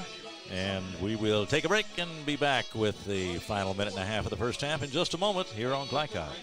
The road, call Martin's Peterbilt Mobile Service. Our 24/7 commercial roadside service, truck and trailer repair, and warranty service will have you back on the road in no time. Call us 24 hours a day, 7 days a week. Martin's Peterbilt, keeping you rolling. You're watching Central Kentucky High School football on Glycod. Back and set for the kickoff here with a minute 31. We'll see what Dunbar can do in that period of time as Bulldogs get set to receive. Keith, that's a big drive for Lafayette. With Dunbar getting the ball in the second half, we'll see what Dunbar does with his 2-minute offense. 1 minute, 31 seconds to go. Maybe they can put some points on the board. They've been running the football. We'll see if maybe they want to open it up a little bit and throw the football, try to get some points, maybe get a field goal to close this half out. Grants with the kick, taking it about the 10 to the 20 and short of the 25, push back. And Dominic Faulkner, who is dangerous on those returns, but didn't have enough room to get started that time as they contained him well, and now Dunbar will get it started in between the 20 and 25. They're going to mark it at about the 24-yard line, and that's where the Bulldogs will start with 1:24 to go. Going back to that call with Tristan Taylor in the Wildcat, that was a nice little innovation there, wasn't it? A little change of pace. Yeah, a little twist. And what happens is when you have that timeout, you break the sideline over there. You don't have to go straight to the huddle. You come from the sideline straight to the field, and they blow it ready to play. You just go up there and snap the football. So it looks like we had a penalty. Yeah. I don't know what it was. I didn't get to, we were talking. I didn't get to see it, but probably a illegal block or something like that. Brought it back 10 yards. So they will start at the 14-yard line. Not sure what timeout situations are, but, they may just try to run it out and come back and get the ball in the second half. I'll pick up about 3 or 4 on that play. We're coming up on the 1-minute mark in the first half. And they're going to take it's an official's timeout here. Timeout for an injury. So we will keep it here as they attend to a player who was shaken up. And so while they do that, the teams head for the sideline. And we have seen, well, it's not going to get any closer than this, and we've seen a good competitive ball game. I mean, it has the appearance of a good competitive ball game. Exactly what we thought we might see, Keith, yeah. And that's a good thing about it. And you could sneak one in right here. You run another play, and you could sneak a seam route. You could sneak a corner or something like that in, and you could score a touchdown here before you know it. Still attending to the injured Dunbar player out there near the 30-yard line, between the 25 and 30. Yeah, this is, if you're on the defense at this point, you really have to be on your toes. You don't want to let one slide by you here with a long field to go and a short time, because you should be able to get into halftime with a tie. Absolutely, and that's what Lafayette better be talking about. If I run this ball again, if I'm Dunbar and I run the ball and they still have 10 in the box, I'm probably going to sneak one in. That is Boykin, the injured player. And he's going to be assisted off the field with a teammate involved there. The ball will be at about the 18-yard line. Yeah, Boykin's a senior too. 5'9", 160-pound senior running back. It's really interesting to see the variation running down a high school roster. You have the 145-pound kick returner, and then you have some guys carrying the football that are 245, and occasionally someone on the line who's well over that. Yeah, we saw those last two kids come out, and they were close to 300. Here's the snap, and Ndwayo takes the handoff, works to his left, but not much there for him. Jackson Grant's on the tackle for Lafayette. That'll be at about the 22-yard line. And under 40 seconds. Another one hurt. Yeah. Timeout. Injury. Timeout again for an injury. Let's take a break on this one, and we'll have a message for you and then come right back and finish out this first half with the score tied at 14 here on Glycod. People want to define Gen Z, but that's our job. I wait tables, but last week I built a field hospital. I put out a forest fire. I stopped 1,000 attackers. And a natural disaster. I've saved lives. And led a team on patrol. I serve. Well, I go to school full-time. While I work full-time. The greater the challenge, the stronger we become.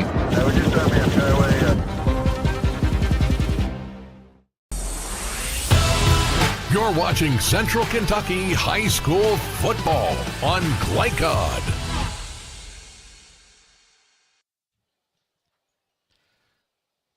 Late in the first half, 39.3 seconds left on the clock as they continue to tend to the injured Dunbar player out there near the 20-yard line, a tie score.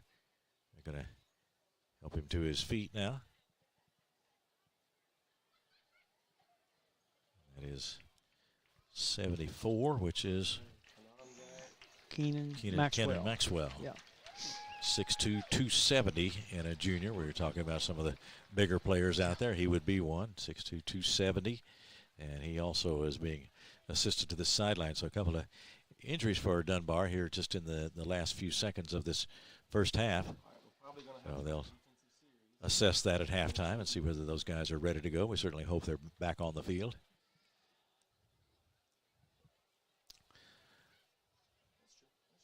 Score tied at 14. And here come the Bulldogs.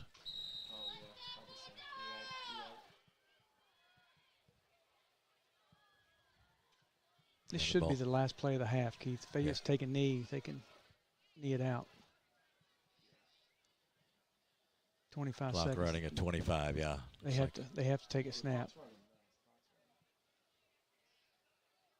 Here's the snap and give straight up the middle, and not much there, and defense was right there, and I think everybody's content to let it go. And Laquan Greer on the carry for Dunbar, and we are counting down the final seconds, and we have come to the end of the first half of play. I think, let's see, did we or not? We got .3 out there. No, Lafayette might have called timeout to make them punt.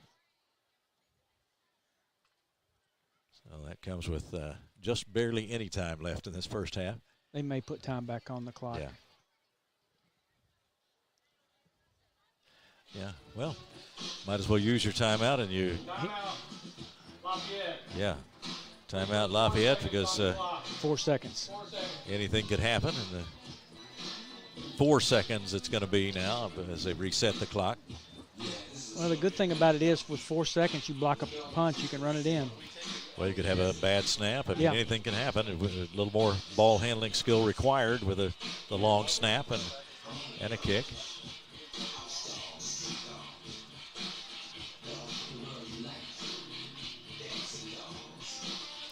Well, you can look ahead to halftime if you're, let's say Dunbar. They battled back, took the lead there, but now it's tied. What kinds of things are they going to be talking about at halftime?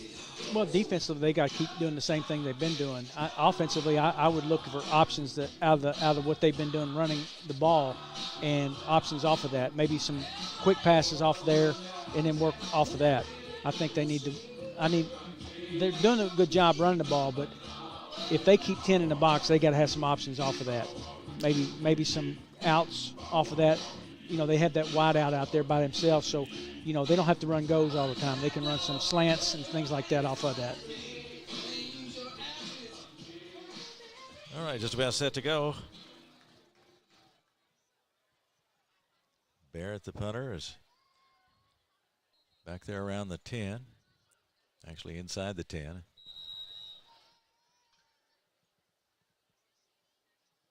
Another whistle. Timeout, Dunbar.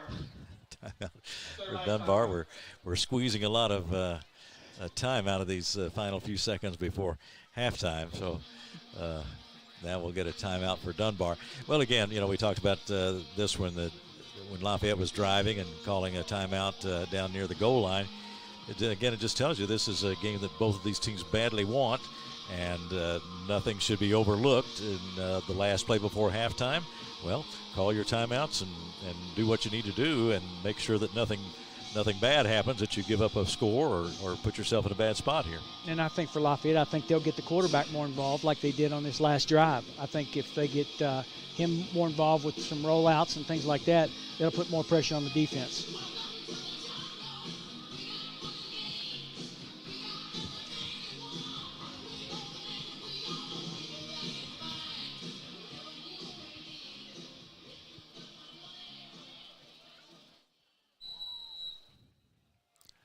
Now we're set. Barrett takes the snap, and he will boot it out of there. It's going to be well short of the return man, and now he picks it up over there and gets up to about the 46-yard line, and we have come to the zeros finally on the clock, and that is the end of the first half of play with the score, Lafayette 14 and Dunbar 14, and we will be back and begin our halftime report in just a moment here on Glycon. Children love Head Start, and you will too. Community Action Council's prep academies are hiring now. Head Start is an early childhood education program for children from birth to age 5. Help us give more children the Head Start advantage. Teacher, what are you waiting for? Join our team of dedicated education professionals. Apply online today at comaction.org. What are you waiting for? Are you a parent battling with raising your child in today's fallen world? You're not alone. The Operation Parent Handbook is your beacon of hope with info and guidance on social media, vaping, anxiety, and more. It's a resource that equips you with the guidance and conversation starters you need in your parenting journey. Use discount code KIDS at checkout to get 10% off any handbook. Visit operationparent.org to reclaim your confidence as a parent. Operation Parent, you've got this.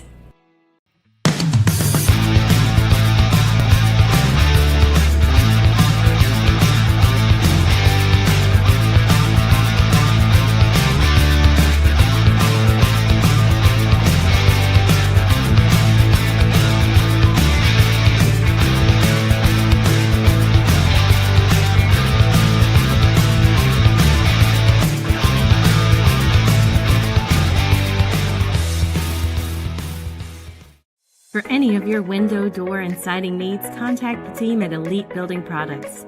Their factory-certified, licensed, and insured contractors have been installing energy-efficient windows and doors for over 30 years. They also offer energy tax credits and military veteran discounts. Locally owned and open weekdays at 242 Wilson Drive, just off of the 27 bypass. For a free estimate, call 859-887-2440. Elite Building Products.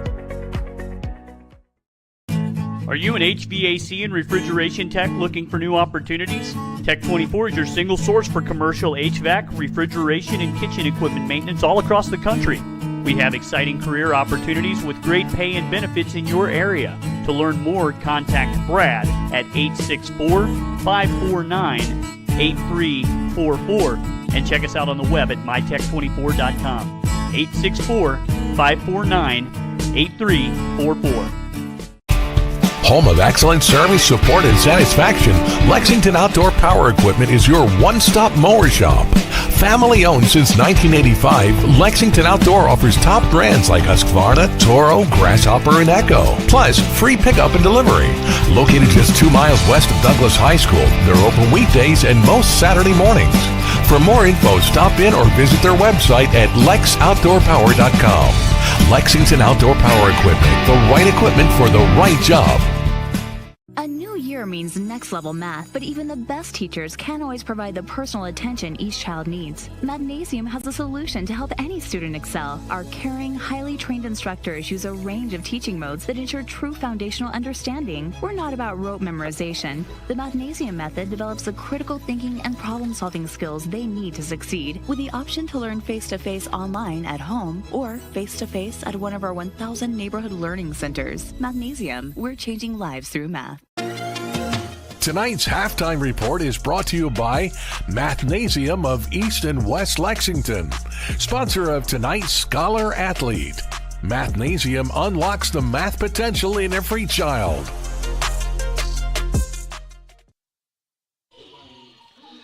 We are back at halftime on Glycod. Keith Elkins along with Gary Durbin and Jackson Miller, our producer. Benson Gregory on camera tonight. And we are having a tie score at halftime. 14-14 the score, Dunbar and Lafayette.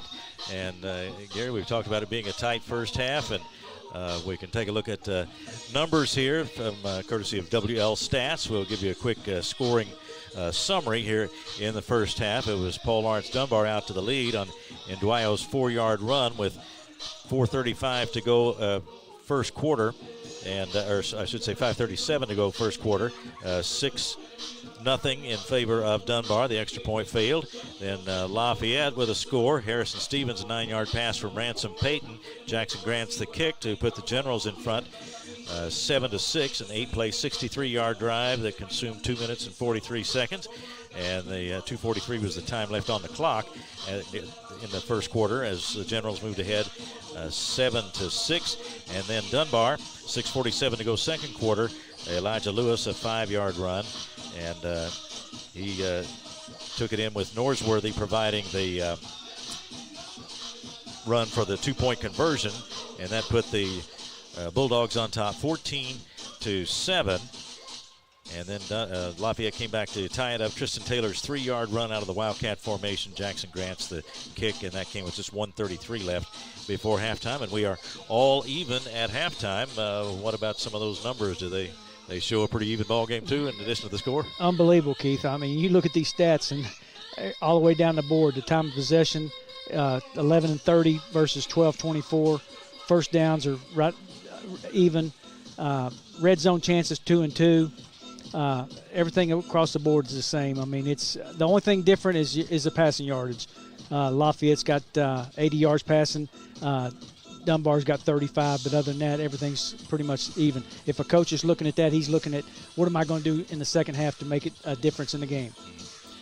Well, we'll see what they come up with in terms of adjustments. We'll remind you that tonight's scoreboard, that you keep track of scores of other games, presented by Community Action Council, helping people and changing lives. And, of course, we invite you to join us on Glycod, Central Kentucky high school football coverage, and also coverage from Louisville and the Oldham County area and southern Indiana as well. So a lot of ball games around the region as Glycod is in a number of different locations. And so just check it out at glycod.com and find the games on YouTube, and you can always go back and watch one that you missed. And we enjoy going back and watching the ball games of the teams that are coming up for us. And we had Lafayette last week, and we'll have them again next week as we wrap up the regular season. And of course, these coaches and teams are working hard to get ready for playoff football, Gary. And now, here we are right down to the final game and a half of the regular season. So whatever issues you have, you got to get them worked out pretty soon. Yeah, this is a key time of the year. You're working on your special plays that you've run all year that you maybe haven't run in the game yet. So like I told you during the game when Lafayette was down the goal line, you got 3 or 4 plays that you got for extra points or 2-point conversions that now's the time to run them. I mean, you don't hold them now. District game, you throw them out and play them. Yeah. Well, we saw Dunbar have a little trouble with the ball handling aspect on, I think, their first drive of the night. But since then, I mean, they were able to get the ball back each time that they had fumbled. But neither team has fumbled. No interceptions in the ball game, so a turnover-free game here in the first half. And we've seen a few flags, but I wouldn't think an inordinate number. We did see, I know it's frustrating for the defensive coach when the line moves and gives a team 5 yards in say a 3rd down and 4 situation, and we've seen that a couple of times. And so that mistakes always to be worked on, but they've been pretty good at handling the football. Yeah, they have. The 5-yard penalties, those are effort plays where they're firing off the ball, they're jumping a little bit early, but the 15-yarders, those are the ones that really hurt. And you had a 15-yarder on the touchdown down there where the guy got a little extra effort down there, which you don't like. But other than that, it's been a pretty clean football game. Well, a good crowd tonight enjoying this one here at Dunbar. They had senior night festivities before the game, and we've had some really great football weather the last few weeks here in Central Kentucky.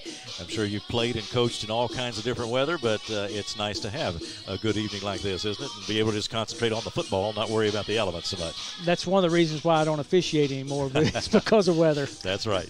That's right. Good call, so to speak. Yes. All right, well, let's take a break and back with more of our halftime report in just a moment here on Glycon. For any of your window, door, and siding needs, contact the team at Elite Building Products. Their factory-certified, licensed, and insured contractors have been installing energy-efficient windows and doors for over 30 years. They also offer energy tax credits and military veteran discounts. Locally owned and open weekdays at 242 Wilson Drive, just off of the 27 bypass. For a free estimate, call 859-887-2440. Elite Building Products. Calling all football fans. Come on down to Roosters, where the wings are hot, the drinks are cold, and the good times never stop. Roosters is where you can catch all the action of the game and enjoy a delicious meal. Choose from 15 varieties of sauces. Even try our burgers, salads, and out-of-this-world pizzas. Something for everyone at Roosters. Dine in, carry out, or let us cater. Open late for the Night Owls. Visit our Richmond Road location or off Nicholasville Road by Walmart. Are you a parent battling with raising your child in today's fallen world? You're not alone. The Operation Parent Handbook is your beacon of hope with info and guidance on social media, vaping, anxiety, and more. It's a resource that equips you with the guidance and conversation starters you need in your parenting journey. Use discount code KIDS at checkout to get 10% off any handbook.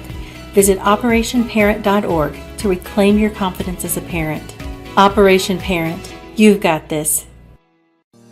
Research has shown high school sports to be a great community influence. Join scores of local businesses that have partnered with Glycod in sponsoring live, hometown-oriented sports programming on our video and social media platforms. For more information, email info@glycod.com. Let's get real. For a lot of people, 4 years of college might as well be a million. With us, you can get a certificate in a matter of months and start a career right away. College for the real world. College for your world. With Fast Signs, create custom deep sea signage that makes the wait a visual escape. Fast Signs, make your statement. We're here to hear what's on your mind. Take this time to talk and get it right. You know I'll be there all your life. When you need me, I'll be by your side. Little everyday conversations about the dangers of underage drinking can make a big difference in a child's life. Talk, they hear you. You're watching Central Kentucky High School Football on Glycod.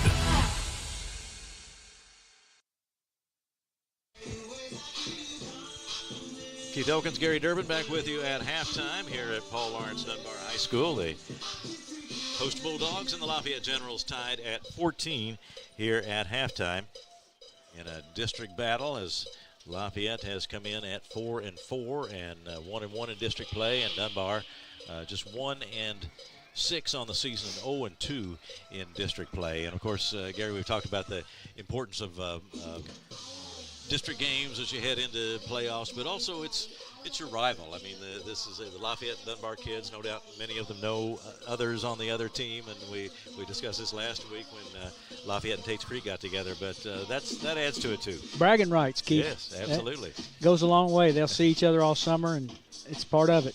They will remember this, and especially here on senior night at Paul Lawrence Dunbar, as they have battled to a 14-14 tie here at halftime. We've got lots more football ahead, so we invite you to stay with us here on Glycod as we have the second half coming up between Tates Creek and Dunbar in this 14-14 ball game. We'll take another break and be back with more on our halftime report in just a moment here on Glycod.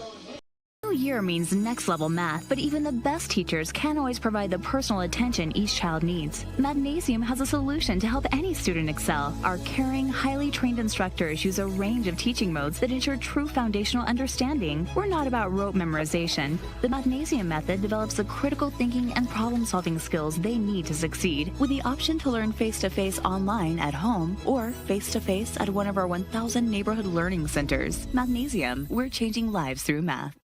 Central Kentucky Driving School is raising the bar in driver education because the safety of their students is too important for anything less.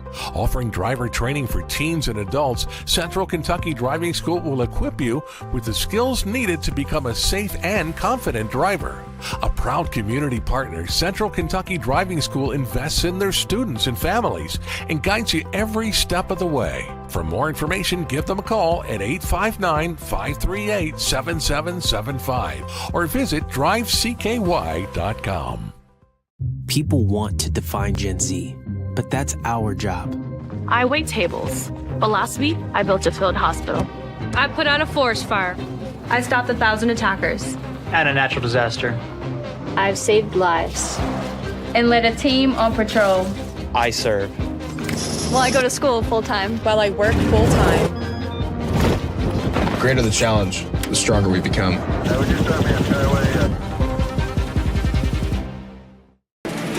This segment of tonight's game is brought to you by the Kentucky Army National Guard.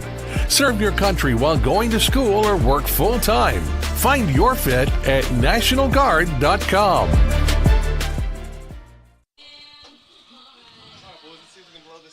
Back at Paul Lawrence Dunbar High School as we near the start of the second half. Both teams back out now. And so they had to, I think in the case of Lafayette, they just met over here on the field, didn't they? They did. As long as you got the coach's attention, I guess that's doesn't have to be necessarily inside the locker room. Not on a night like tonight, Keith. It's a perfect night. I'd rather be on the field than I would in a stuffy locker room anyway. Yeah, that's right. That's right. So they can take a break there and listen to the coach a little bit and then get right back out, step right back out on the field. They're out stretching and got 2:15 on the clock, so we got plenty of time to get loose. Won't take much to get loose tonight. Now, as a player, what did you try to do at halftime? I mean, you got to listen, but I mean, what else did you want to do? Just get my mind right, mentally, mainly. Just get my mind right. If I had to get retaped or anything like that, I'd get retaped, but nothing. Just relax, get my mind right, get ready to get back on the field, maybe catch a few balls, get ready to go. And now you're in the coaching position and coaching middle schoolers, and sometimes they're maybe a little hard to get them to focus on you, but can you get their attention at halftime? And we make any adjustments we need to make. If we see anything like we want to do something different, like we talked about before, we make changes at halftime. And if we see we're going to change a route or something in a play, we will change a route right there. And if we want to change something in a running play, we'll do that.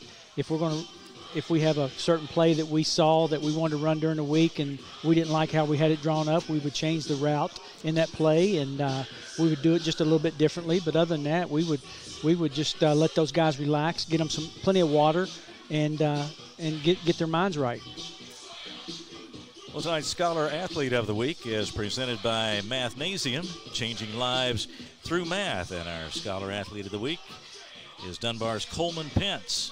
He wears number 42, a 6 foot, 180-pound senior, tight end, defensive end, and he is a member of the National Honor Society and has made his mark academically as well as on the football field for Dunbar High School. So congratulations to Coleman Pence, our Scholar Athlete of the Week, presented by Mathnasium, and we appreciate Mathnasium participating with us on our Glycod broadcast this year, as well as all of our corporate partners. Glad to have them along, and glad you're with us tonight watching here on Glycod. It's always nice to congratulate a student who's doing well and playing football, because it's a pretty good workload. Absolutely. Congratulations to him, and thanks for the sponsorship for that. And it's an awesome honor for those young men to do well in academics. We stress that a lot. We're nearing the second half of this one, a 14-14 ball game, as Paul Lawrence Dunbar and Lafayette have battled to a tie here at the half. Exactly what we expected. Yep. I mean, or what we wanted. We didn't expect it, but we wanted it. I've had a couple of games earlier this year where we thought we had on paper a pretty good competitive game, and the first thing you know, we've got a running clock in the third quarter, and obviously no chance of that tonight. No, so we don't want a running clock. We well contested. And, we like these kind of games. Absolutely, yeah.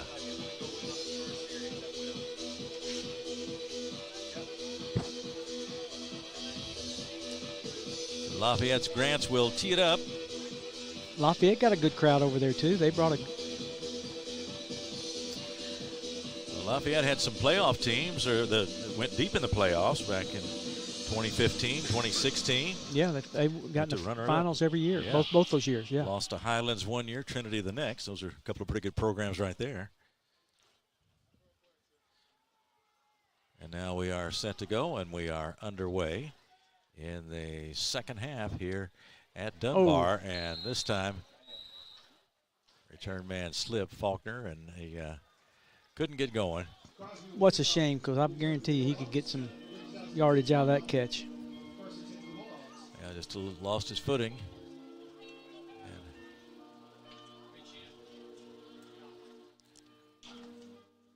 so the offense will be in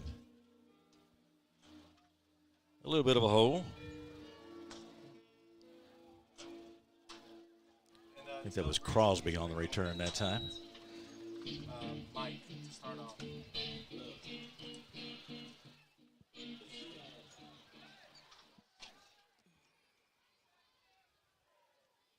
Well, I like to see Dunbar open up with a little spread, and they got them off sides.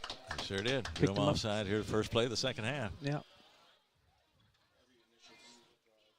You're talking about 15 and 16. They had some pretty good players on that team, too. Mm-hmm. Walker Wood, and they had Jedrick Wills.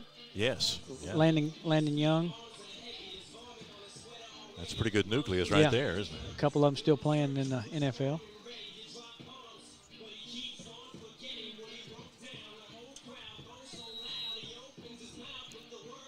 So the ball now in a 1st and 5 situation at the 15-yard line.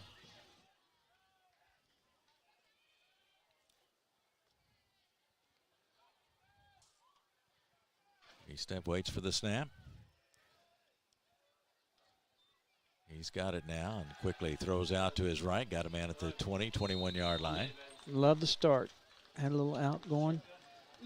Had the slot guy going out. Yeah, Crosby, who had the slip on the kickoff, caught that pass. And that gives the Bulldogs a first down. It was just 1st and 5, so they've got a first down now as they start on offense here early in the third quarter. This time Ryan Barrett will come wide right to the bottom of the screen.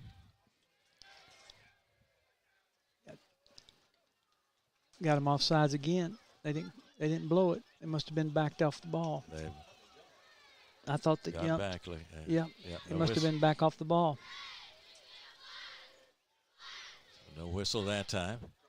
Here's Crosby in motion and the handoff to Nduayo, and he battles his way across the 25 to about the 27. Had him spread out and just had a little give. Well, he picked up 3 on the play, 2nd down and 7, and they'll be at the 28-yard line. Had trips left here. It's Nduayo next to the quarterback E-step in the backfield. Check of the sideline. Check of the wristband. And now he flips it out to the left this time. There is Barrett out there. He's got some room, gets to the 40, and is pushed out of bounds over there. A nice, well-executed play and a good game. Had a little quick screen out there. They got by with a little hold out there by the wideout. Grabbed a little jersey. Anytime you can get by with it, you don't get called for it, and you get lucky. So that's good for a first down. They're at the 42-yard line. Same formation, just the other side.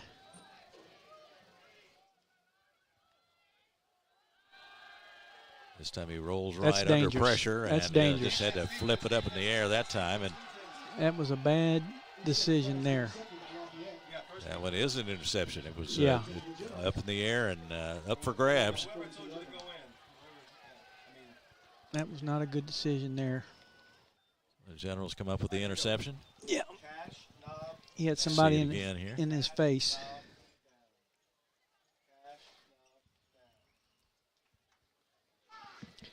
Couldn't catch the number on the interception, but Lafayette has gotten possession now, and they'll, after Dunbar gotten off to a good start on the drive, now they give it up. We have a turnover in the ball game. Jackson Stevens came up with that interception. Number 8, Jackson Stevens.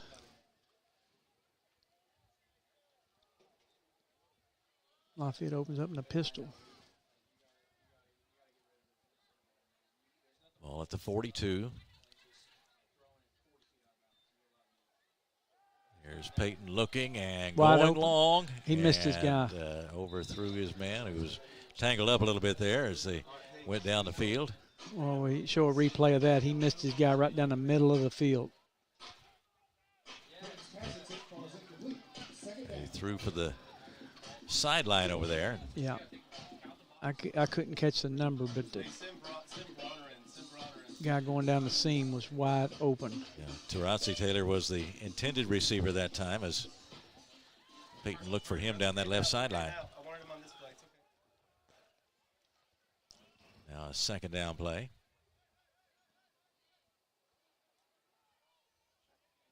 Got to check with me over on the sideline. Straightens up, throws quickly. Got a man out at the 43-yard line. They completed it. I think that was Harrison Stevens. I'm almost ready to put Deshaun in. Here we go. Hey, let's go, Matt. There was a Taylor out there and made the catch. And now a third down play coming up for Lafayette. Third and about 5 from the 36-yard line. Laz should take point. Take point, Laz. Giannone, Grants, Taylor, all to the left at the bottom of the screen. Now again, a check of the sideline. That's Harrison Stevens there next to quarterback Peyton. And he takes it. He's just going to run right with it. Gets to the 40 to about the 36-yard line before he is met by the defense and pushed out of bounds. Well defended. I'm not sure what they saw there when they did a check with me because they had 3 defenders on that side, on the boundary side. I'm not sure what they saw to run that play. Now it's a 4th and about 5 from the 36. Game tied at 14, about 9.5 minutes to go, third quarter. So now a big play coming for Lafayette as they try to pick up this first down on 4th and 5. They've got Giannone at the top of the screen and Grants down at the bottom. Peyton waits. Here comes Giannone in motion. They fake to him and hand it off to Harrison Stevens. And he gets close to the first down, but we'll have to see. I'll tell you what, I believe he came in and gave him a good spot on that boundary side.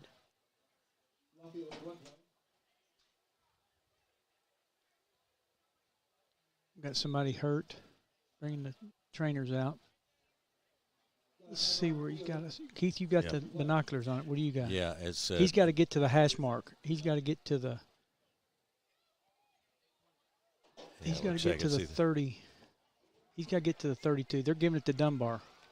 Not giving it. They earned it. Because it's 4th down. Yeah, 4th down, so that they'll turn it over on downs, and Bulldogs will have it. Close, but did not quite get there. Yeah, he had to get to the 32 to get it, and he got to about the 32 in the football.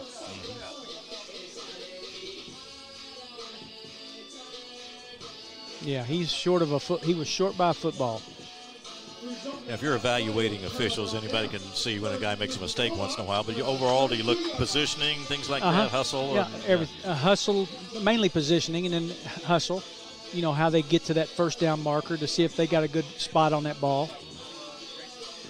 And For those of you who may have missed the introduction, Gary Durbin officiated for decades in the high school and college levels at basketball and football. Been on that field many, many times. Yes, sir. 1st and 10 from the 32 for Dunbar. And here's Nduayo. He spins away from one man, two men, and then gets up to about the 35. Not much there for him, but he actually ground out a little bit of a gain when it didn't look like there was anything there. Keith, they make it a lot easier now. They got this 7-man crew out there. We did it. We were 5. Ooh.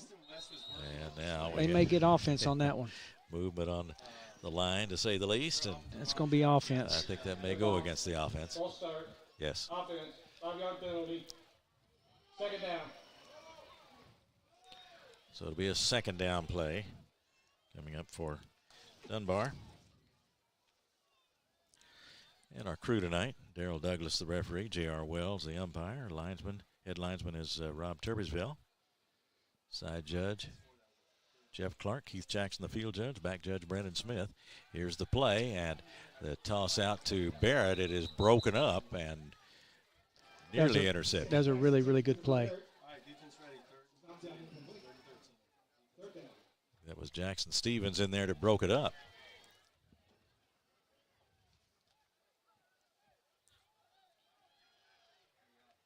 So clock stopped at 8:34. It'll be a 3rd down play coming up for Dunbar.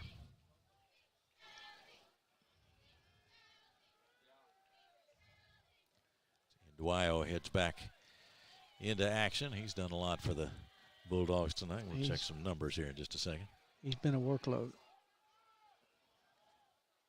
This time he step alone in the backfield, rolls right, flips it downfield. A lot of defenders down there. Well, that was a dangerous throw. He's kind of running sideways when he throws the football. He's not getting upfield. They're going for Barrett. He was well defended that time.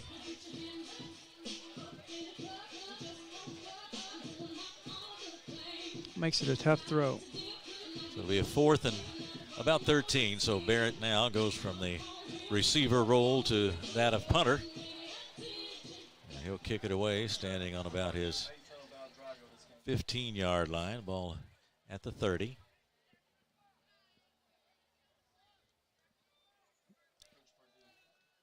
And Barrett kicks it away. Ball bounces at about the 40. A good Dunbar bounce. And that was Taylor returning. And that is, or Megan Stevens returning. And that was about the 27. Let's take a break here and be right back. Still tied at 14 here on Glycod. Tow? Martin's Peterbilt Towing Service is here 24/7. Based in London and Pikeville, we will travel to you. Commercial trucks and trailers, no job too big. Call us 24 hours a day, 7 days a week. Martin's Peterbilt, keeping you rolling. You're watching Central Kentucky High School Football on Glycod.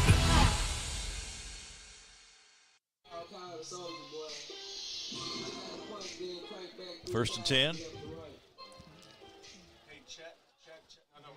Ball at the 27-yard line for Lafayette as they go on offense here in the 3rd quarter. 8:19 to go. There is Peyton, and he rolls to his left and got his receiver. That is Stevens, who slips a tackle, and he's got a 1st down up near the 39-yard line. Interested in a corporate partnership with Glycod on our high school athletics platform or have a programming idea? Drop us a note at glycod.com. They got to the quarterback, Keith, hit him. Looks like he got to his ankle or knee. Roughing the passer. Added 15 to the end of the run there. Wow, makes it a really big play. Yep. A good game by Stevens after he caught the ball. A couple of nice moves, and now they'll tack on 15 more with the penalty, and over into Dunbar territory it goes, all the way to about the 47-yard line. So a big chunk of yardage right there. Yeah, that was a big add to the end of that run. Stevens did a good job coming out and catching that ball. He just kind of sat down in the middle of the zone.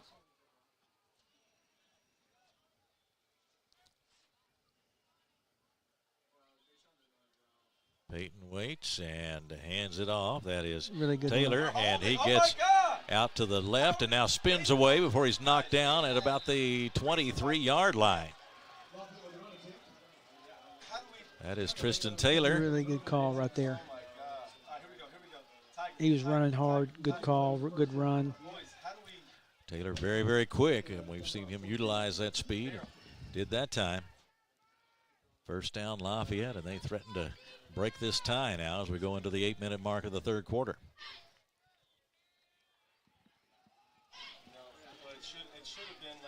Vance Payton fakes to Taylor this time.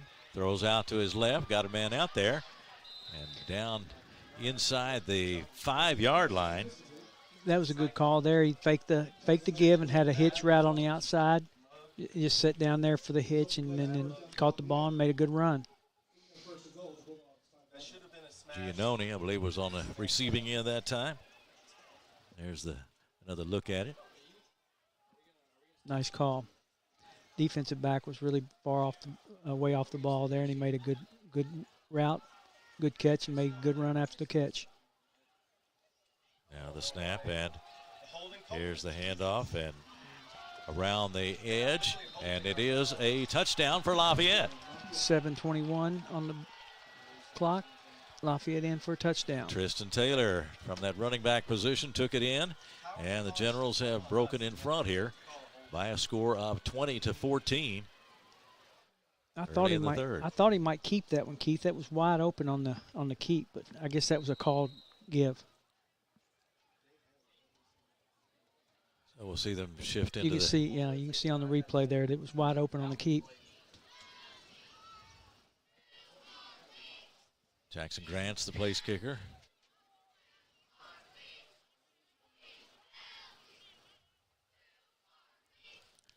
The snap and the kick, and it is good. And Lafayette has moved into a 7-point lead with 7:19 to go in the third quarter, 21-14, and they mixed things up pretty effectively on that drive, didn't they? Really good drive. They threw the ball. They had a couple of good runs. And like I said, good mix-up of run and pass. So the Generals have taken the lead. It's been back and forth tonight. We had doesn't hurt when you get that 15-yard roughing the passer. That helped too. That was a pretty good chunk of yards right there, and that moved him down the field. A 15-yard penalty at the end of what had been a first down play already. And Dunbar had scored first tonight, took a 6-0 lead, missed the extra point or failed on the extra point try, and then Lafayette a touchdown to make it 7-6 Generals. Dunbar came back with a touchdown and a 2-point conversion. They made it 14-7, and then Lafayette evened it up. Minute 33 to go in the second quarter. Tristan Taylor on a 3-yard run, and Jackson Grant's the kick for the tie to make it 14-14, and that's how we stood until just a moment ago.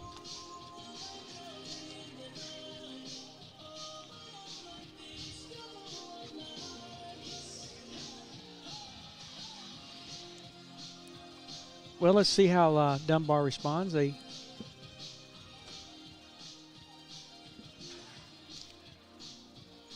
had a couple of guys go down into the end of the second quarter. I don't know if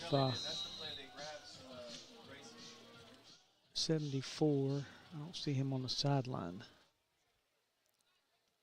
Here's Grant's into that one. There will be a return. That ball is taken at the 8 to the 20. And down right there. That's where the Bulldogs will start following the return by Faulkner. And now Dunbar trailing by 7. We'll have to get it going on offense, and they've run the ball pretty effectively tonight. They had our first turnover of the game on their last possession, though, so got to take care of the football. But they've got some things to work with here. They are not in a deep hole by any means. Anytime you're one possession, you're good. You got one possession game, you're good with the ball.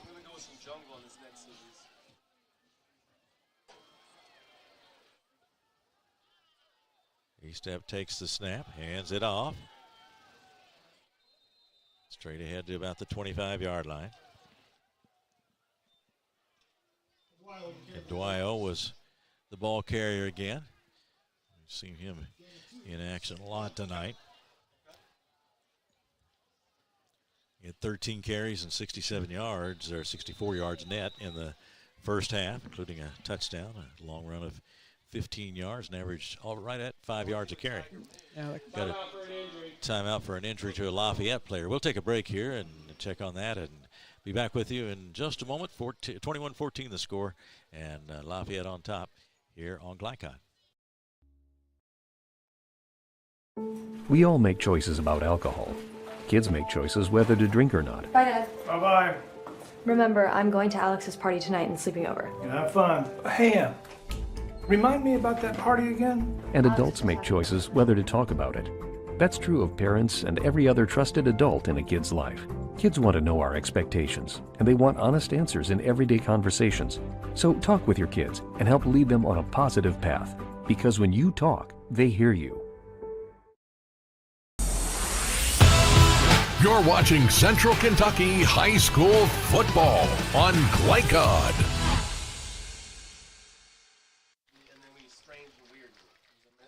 Back at Paul Lawrence Dunbar High School, Keith Elkins along with Gary Durbin. We saw Yaya Chenault is wearing number 62 in white. He was the player shaken up on the play. May have been a cramp, but looked like that, and he was able to jog off, so he should be fine as it appears from here anyway. Yeah, they were stretching that leg up in the air, Keith, and we've seen that a bunch of times, haven't we?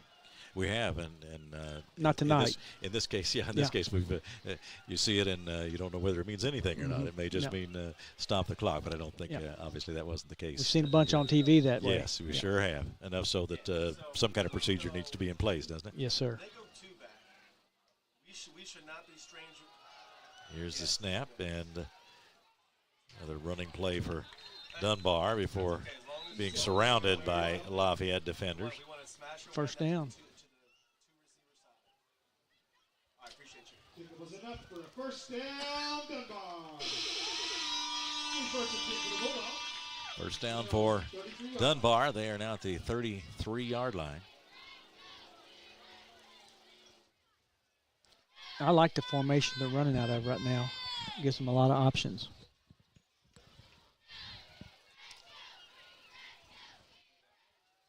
Spreads Lafayette's defense out a little bit. So they come out 1st and 10. E-Step takes the snap, bit of a low snap, hands it off to Nduayo. And he's across the 35-yard line. Picked up 3. They're having to battle for these yards, but they are getting them, moving steadily up the field. Yeah, that's the way they did it in the first half. They just did it out of a different formation.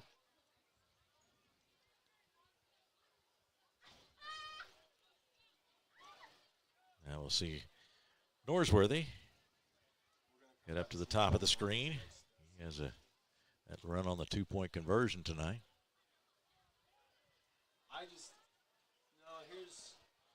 Here's the snap, and the give to Nduayo. Has a little room around that left side, gets up to the 45-yard line. That'll be good for a first down, so they used him in a little different fashion that time. That's good. They got 3 covering 2 up there at the top of the screen, so they got 2 wideouts out there at the top, and they got 3 defenders covering them, so that makes the box a little weaker. So Nduayo, first down yardage. It's now 1st and 10 at the 45-yard line. Dunbar in its own territory, but working their way downfield and down by 7.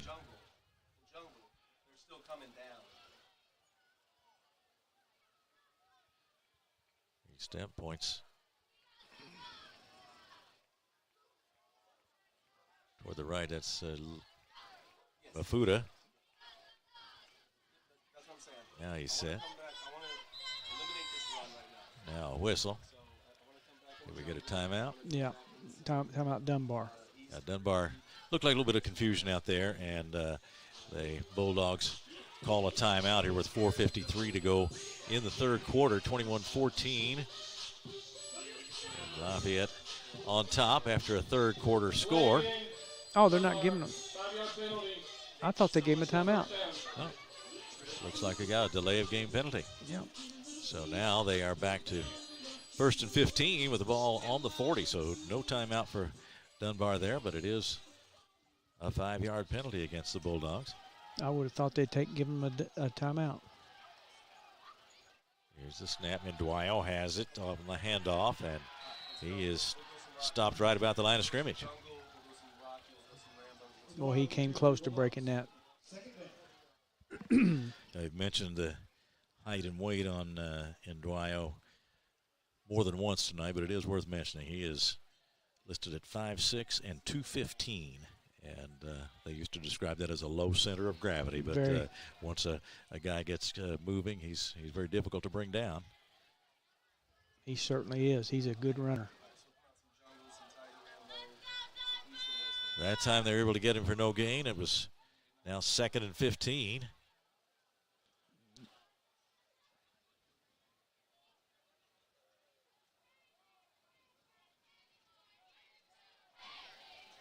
Bulldogs ready now. Here is Estep with the toss out to the right, but that one goes nowhere. As like it was Jackson Stevens again, had that one played well. That's just a really, really long throw for that quarterback. He's on the left hash making that throw.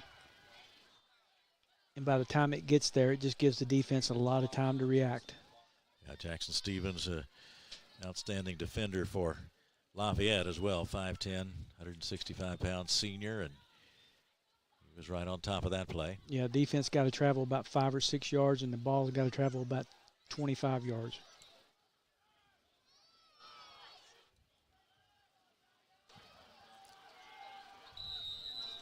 Now, whistle as the official stops play. This time I think we did get a timeout, didn't we? Yes. Timeout, Dunbar. Yes. Timeout for Dunbar, and that comes with 3:06 to go in the third quarter of play. They've been a little bit out of sync here the last couple of plays, haven't they? And I don't know whether this is because of the offense they're running now. You know, if maybe it's not familiar. I haven't seen Dunbar play other than what I saw on film. Or if it's just something that they're, not in sync with. One thing about this Dunbar team, we've seen a few instances during the season where they come out in some very unconventional formations. They're not afraid to be creative. They know they need to do some different things, offensively and defensively. So occasionally you'll see something that not exactly a standard diagram when you look at their formations. Yeah, I saw that on defense, but I haven't seen a lot of things on offense unconventional. Yeah, they are not in sync right now or in this spread offense.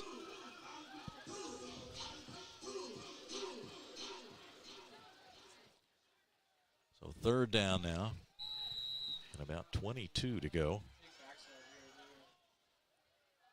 They're at the 33. He stepped looking, throws downfield now, and that one is picked off, and that one was well defended. There was a big crowd of Lafayette defenders right there. Yeah, that was thrown in the wrong area to the wrong person there.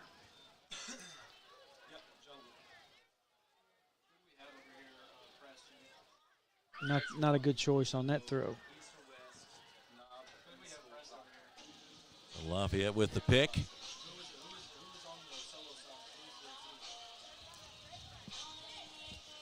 I didn't catch a number. Was it one Grants? I think Jackson Grants with the interception.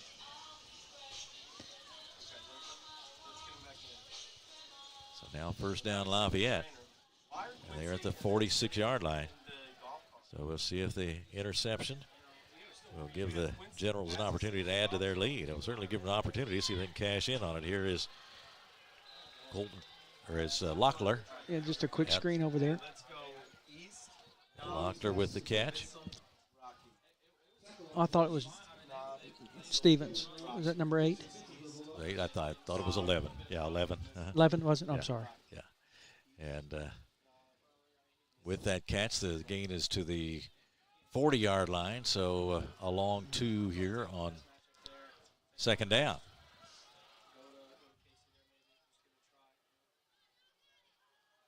And the toss out to the left, complete, and that'll be good for a first down. A little hitch route again, just raised up and threw it to him. Number 3? It's Tarazzi Taylor. Yep. He caught a big touchdown pass against Tates Creek last week.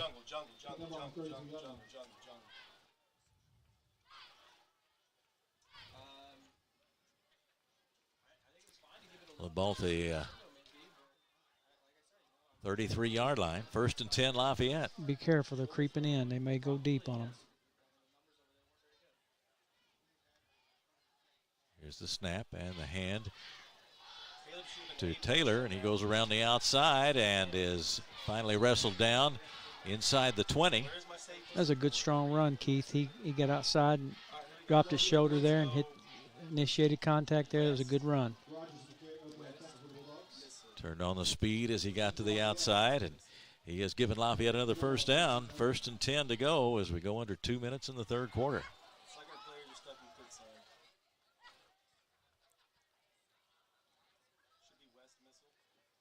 Now Peyton in the backfield. Along with him is Stevens. Here's the snap. Peyton keeps and looks and throws and got his man at the 15, 10-yard line and spinning forward before he stopped at about the 5. That is Tristan Taylor again. There's the rollout I was looking for. They finally went to it.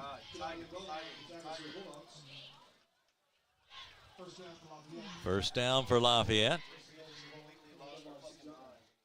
They are at the 6, so 1st and goal from the 6-yard line for the Generals as they threaten to open up this lead a little bit before the third quarter comes to a close. Yeah, that was a really good play right there. So again, Taylor is in the backfield with the quarterback Peyton. Harrison Stevens also back there.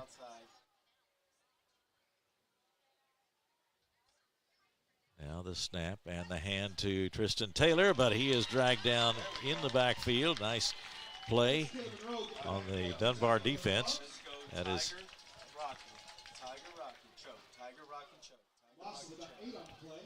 Monroe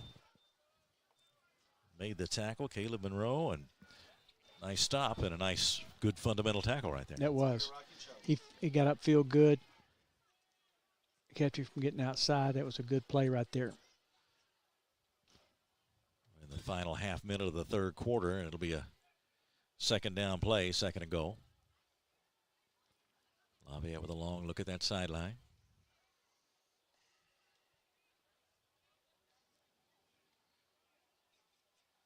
Again, it's Harrison Stevens and Tristan Taylor in the backfield, along with the quarterback Peyton. And now we'll get a whistle and a timeout apparently. Yeah, timeout Lafayette. So Lafayette with the timeout. And we'll take a break with 10.6 seconds to go. Third quarter, 21-14. Lafayette on top. We'll be right back on Glycon. Tow? Martin's Peterbilt Towing Service is here 24/7. Based in London and Pikeville, we will travel to you. Commercial trucks and trailers, no job too big. Call us 24 hours a day, 7 days a week. Martin's Peterbilt, keeping you rolling. You're watching Central Kentucky High School Football on Glycod.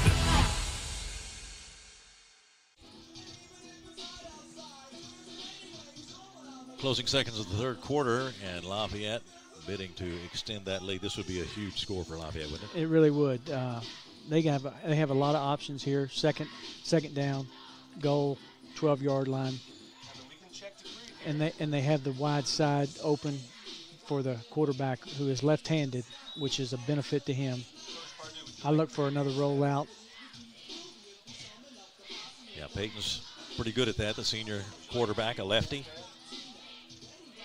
Of course, Dunbar just had the good defensive play a moment ago, but it is a 2nd down and goal coming up for the Generals from the 12. Here is Peyton rolling to the left and looking and throwing into a crowd, and it's incomplete, but that one nearly intercepted. Keith, when they roll out, they're just not getting upfield. They're rolling and they're going. Are we seeing a replay of that? Or if you look at the replay, you see he's going. He's not getting upfield.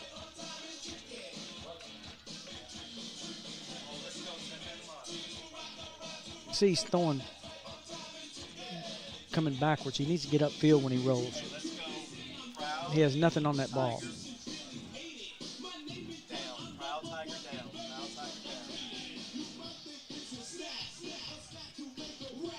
I'd like to see something coming from the backside too. Yeah, we're set up at the 22 now. Must have a penalty. Yeah, we're looking at the replay there. pushed him back to the 22. Must have been a whole 10-yard penalty.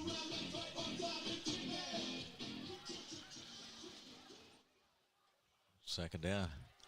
I Goal from the 22. They're backing up. I look something on the backside. No, got to run. Here's the snap, and it is the running play. Not much there. Jackson Stevens was the ball carrier. Not much there for him. So Dunbar responding on defense after they were threatened with the 1st and goal. That's the end of the quarter, I guess. And that would be the end of the third quarter. Zeros on the clock. The score, Lafayette 21 and Dunbar 14. And we will take a break and be back with the fourth quarter of action from Dunbar High School here in just a moment on Glycod.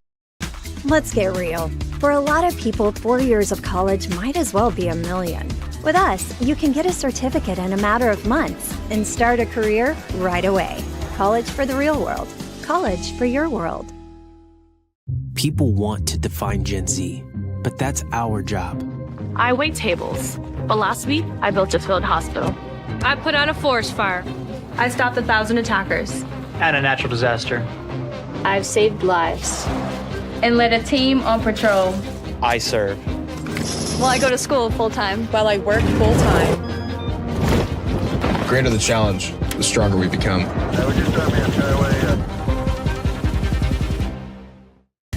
Let's get real. You could go to work right after high school, but spend a little time with us and we'll give you a better chance to do more, be more, and earn more. College for the real world. College for your world. You're watching Central Kentucky High School football on Glycod.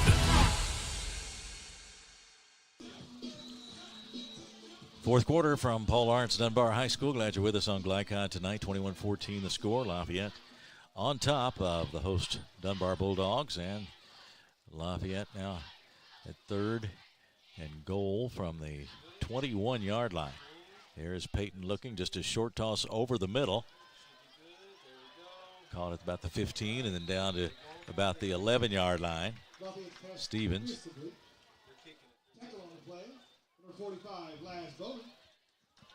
So Dunbar, a nice stand after they got down there inside the 10.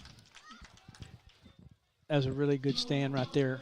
Now they're going to give the field goal a try.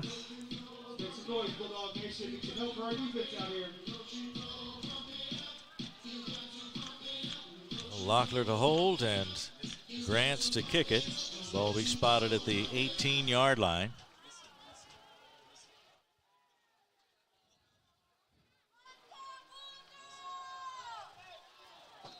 And across the line they come.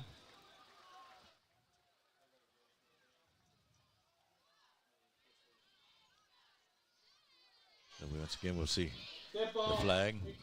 Encroachment is the call. And so 5 yards closer now. Fourth down, and they'll be on the 7.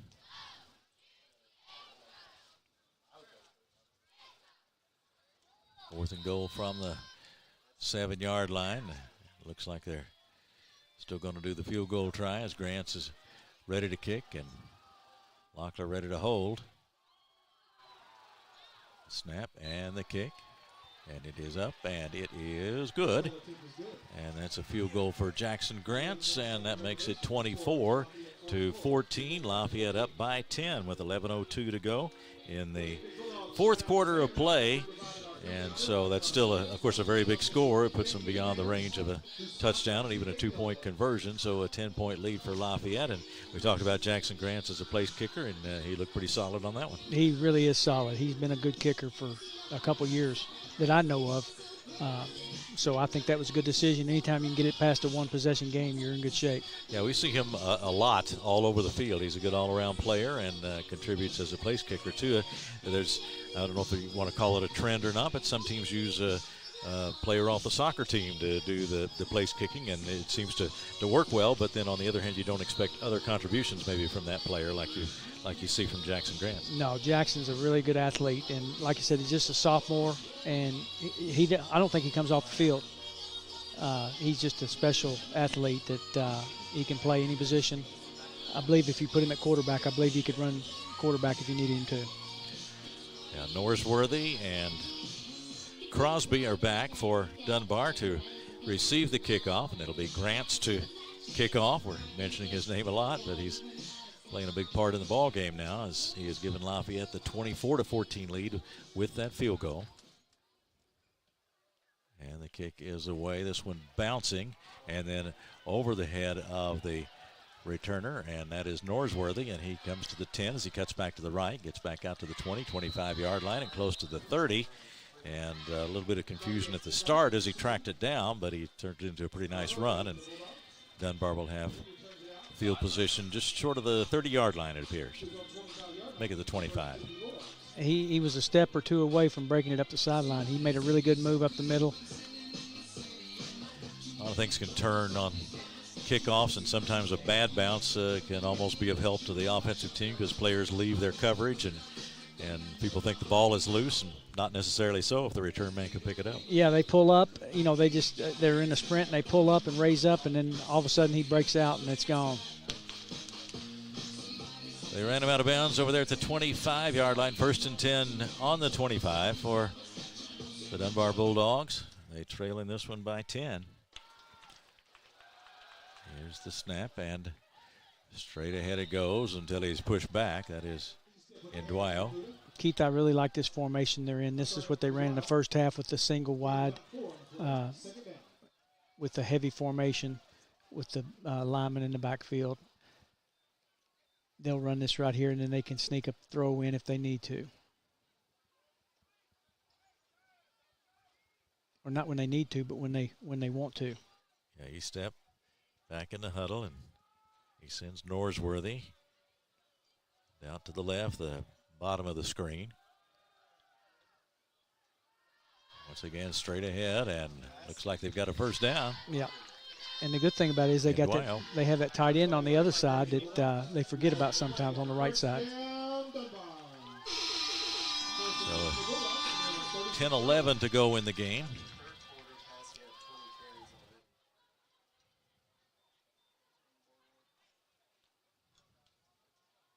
Dunbar trying to come from 10 points down, and that's the one thing that's a challenge now. The clock will be a factor before very much longer if it isn't already.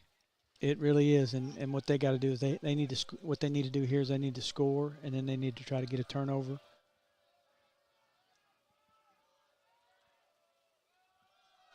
And the give is to Faulkner. He's a guy who can break one, and he's up to midfield before they track him down or make it Crosby, not Faulkner, but Crosby, I believe, on the carry that time, and broke it out of there quickly and up to midfield.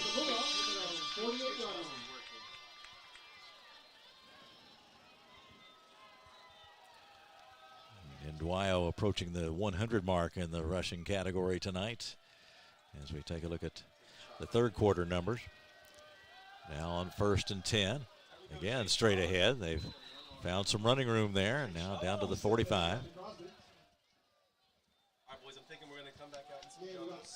And Ndwayo had 95 yards through the third quarter, Keith, on 20 carries. Yeah.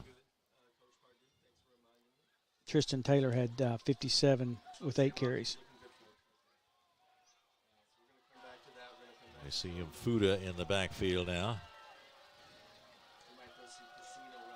Here's the turn, and the pitch comes to the left. Another first down. Crosby again. That's good for first down yardage as Crosby takes it down to the 39-yard line in Lafayette territory. I really like what they're doing, Keith.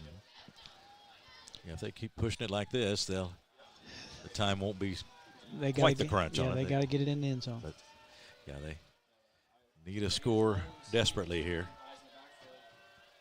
Watch the snap and the give. There you go. There goes Mfuda. Mfuda down the left sideline, and he is into the end zone for the touchdown. Moses Mfuda. Moses Mfuda is 6'3" and 245 pounds, and he got it going on that play and took it all the way down that sideline and into the end zone for the touchdown, but is it coming back? Got a hold on Dunbar. Oh. So Dunbar loses the touchdown on the hold. A lot of excitement as Moses Mafuta took off down that sideline at 6'3" and 245 pounds, and he was making him go, but it's going to come back. Well, I thought that was a good one.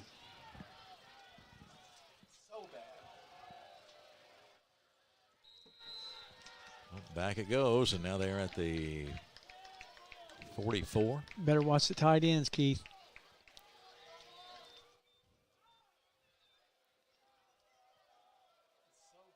Watch the left end.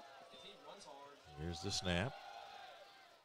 Straight ahead it goes to Crosby, and he's across the 40.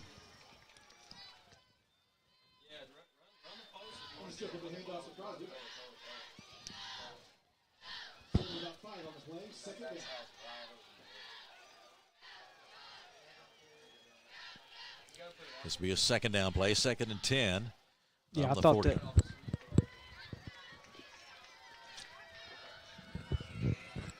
I don't know if they have a pass to that boundary side end, but man, it would be open. Watch this corner on the left side. Our left side. Here's the snap. And Estep looks and throws. He's got a man out there. That is Norsworthy that he was going to. A step or two in front of him. It'll be 3rd down. Connor Norsworthy, a reliable receiver for the Bulldogs, 6-foot junior. It makes it wide open when you get that formation, that one-on-one out there. No safety. 3rd down and 10. Now they give to Crosby. He's to the 37 before Jackson Grants is there. Now 4th down, about 8 or 9. It's a big down, 4th and 9. So 4th and 9 for the Bulldogs. Clock running, coming up on the 7-minute mark. We're in the 4th quarter, and Lafayette's up by 10. They're going spread.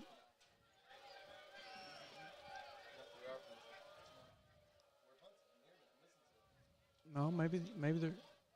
Oh, I guess Steven's in. There's, Estep is in there, and Ndwayo comes back in. Yeah, they're going spread, I think. 4th down and 10. Delay game. I got a delay of game call, as you said, against Dunbar, so that'll make it 4th and 15. But time is of importance here at 6:37. They count on having too many more opportunities, so now they're just faced with 4th and even longer. Calling it 4th and 14. About the 43-yard line. Got one-on-one at the wide side here. Trips at the top. Here's Estep looking as he rolls right. Tosses in the middle. Got a receiver there, but that's as far as he's going to get. That was Norsworthy, but just no room that time as he had to, and he was well short of 1st down yardage. Yeah, maybe had a different idea on that call. So Lafayette takes over, 6:28 to go. And the Generals will be in no hurry. Lafayette trying for its 5th win of the season. Dunbar looking for its 2nd. And the Generals with a 10-point advantage right now. And they also have the football.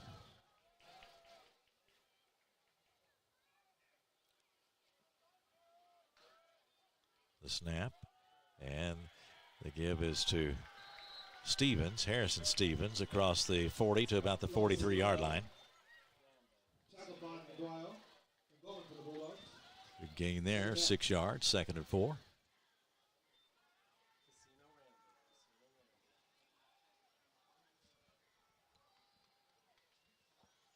Lafayette looking toward the sideline, and Harrison Stevens will remain in there at running back.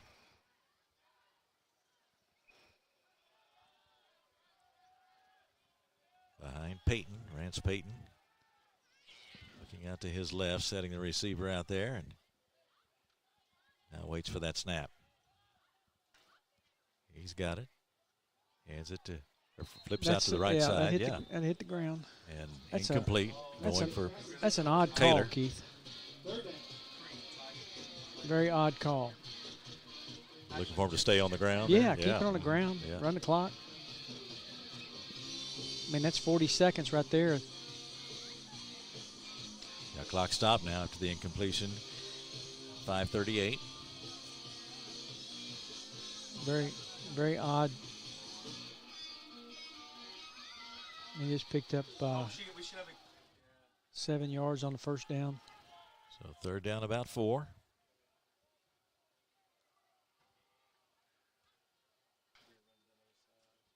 And they give to Harrison Stevens, and he's got the first down. Picked his way through there and got first down yardage.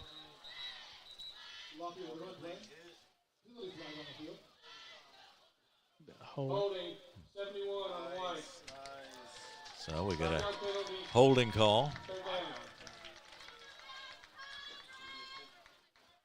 That'll prevent the first down. It'll be third down again. That's from the previous spot, too. It's not from the. Hey, let's go Cyclone, Mug, It should be third down again, but looking at 14 now, right? Yeah.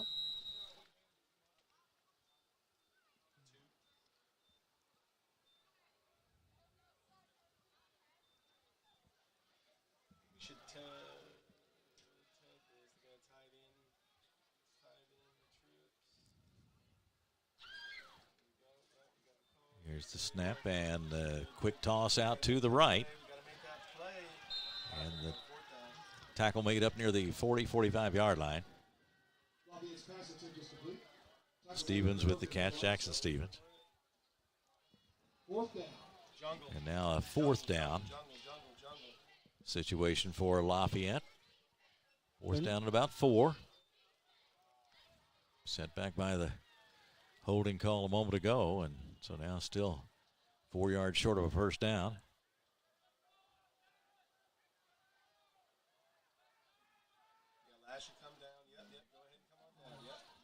They're going to draw him off sides, call timeout. That's the attempt here. And this time they are unsuccessful in drawing them off sides. So with 4:39 to go, 4:35 to go.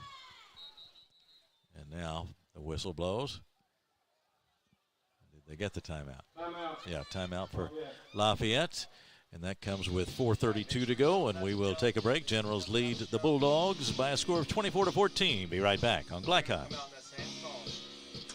The road, call Martin's Peterbilt Mobile Service. Our 24/7 commercial roadside service, truck and trailer repair, and warranty service will have you back on the road in no time. Call us 24 hours a day, 7 days a week. Martin's Peterbilt, keeping you rolling.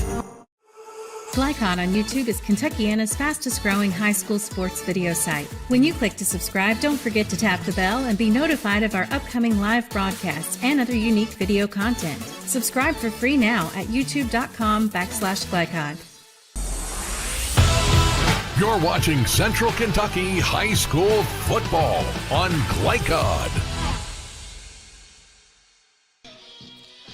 Keith Elkins along with Gary Durbin as Lafayette is attempting to consume these final 4 minutes and 32 seconds, or a good chunk of it anyway, as the Generals have the football, but it is 4th and 4 at the 49-yard line. They were unsuccessful in drawing Dunbar offside, so the Bulldogs will likely get another shot at it here, but they're going to be really short of time when they get the football again this time.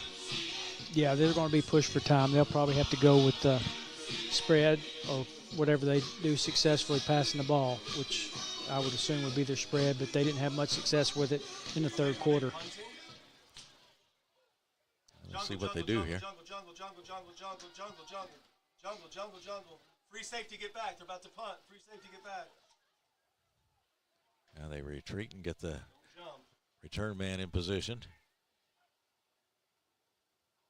the high snap, but Grants brings it down and gets the kick away over the head of the returner, and it'll be down there inside the 10-yard line. Oh, what a really good job he does kicking the football. Yeah, good kick by Grants, and that really sets the Bulldogs back now. They'll be inside their 10-yard line, just 4:19 left on the clock here in the fourth quarter, and Lafayette on top by 10 in what has been a good competitive ball game. But right now the visitors really have the upper hand, pressure on the Bulldogs to deliver a score and need to deliver it pretty quickly.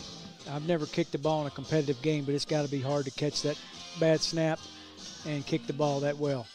Well, it's just like a bad pass in basketball just throws the offense off. And throws the whole shot off. Yeah, and in football, of course, a high snap, all of a sudden you've had to make a move you didn't anticipate making, and then you got to gather yourself again and execute the punt. But he did that time, and now deep in its own territory, Dunbar trying to get out of there, and there is a pick, and that's going to be Grant's, and he is in for the touchdown, and that should wrap it up for the Generals. And guess what he's going to do now? Kick the extra point. Yeah. Well, he has done, as we said, a little bit of everything. Well, we have to name an outstanding player for each team after the game. I'd say he's a pretty strong candidate.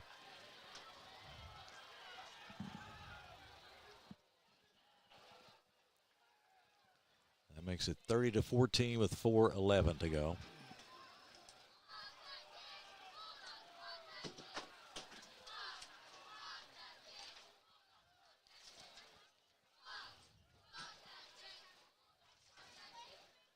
So we'll see them shift into the kicking formation as we have throughout the evening, and there they go.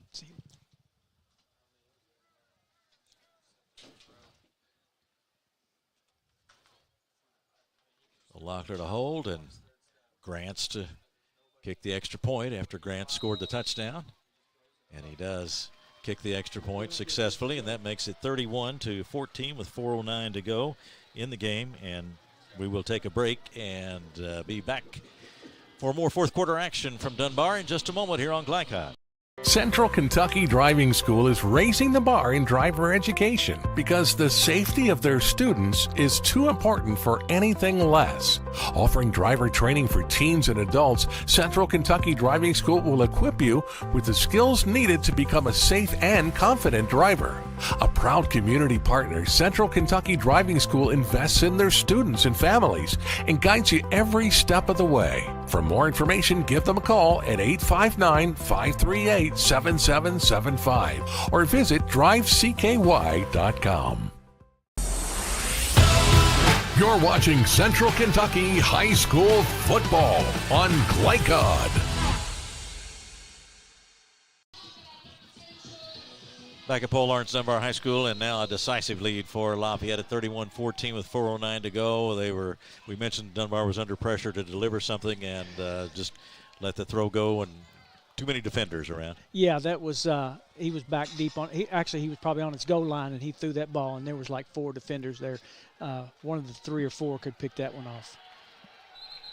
There's Norsworthy on the return, and now... No, we don't need anything like that. A couple of players get into it down here by the 20-yard line, and lots of penalty flags are flying now. And been such a good competitive ball game up to now, and we'll see what happens as a result. I see Barrett walking off the field for Dunbar, and yet another Lafayette player we're tangling. They grabbed Lafayette and got him off pretty quickly. I didn't see any punches thrown or anything like that, so hopefully it was just a unsportsmanlike or personal fouls or something like that. So a little bit of shoving and not so much a swing, I don't think. I don't think either. Unless we missed something beforehand, but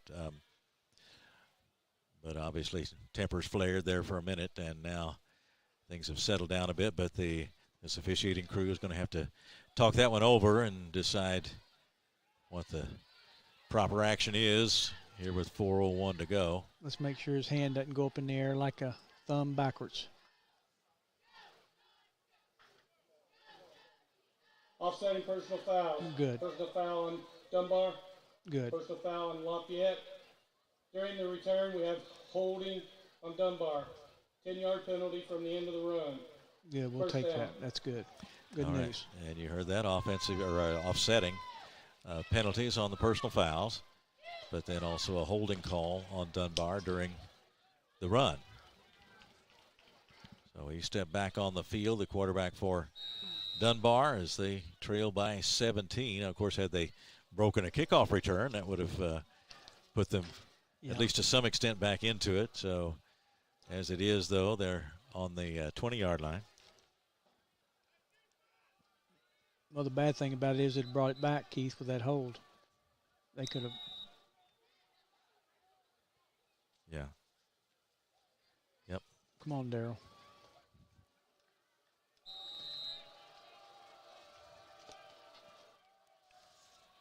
This is the hardest part of the game to officiate. He stepped looking to throw, trying to get it out here to his left, and he was going for Barrett, but couldn't connect.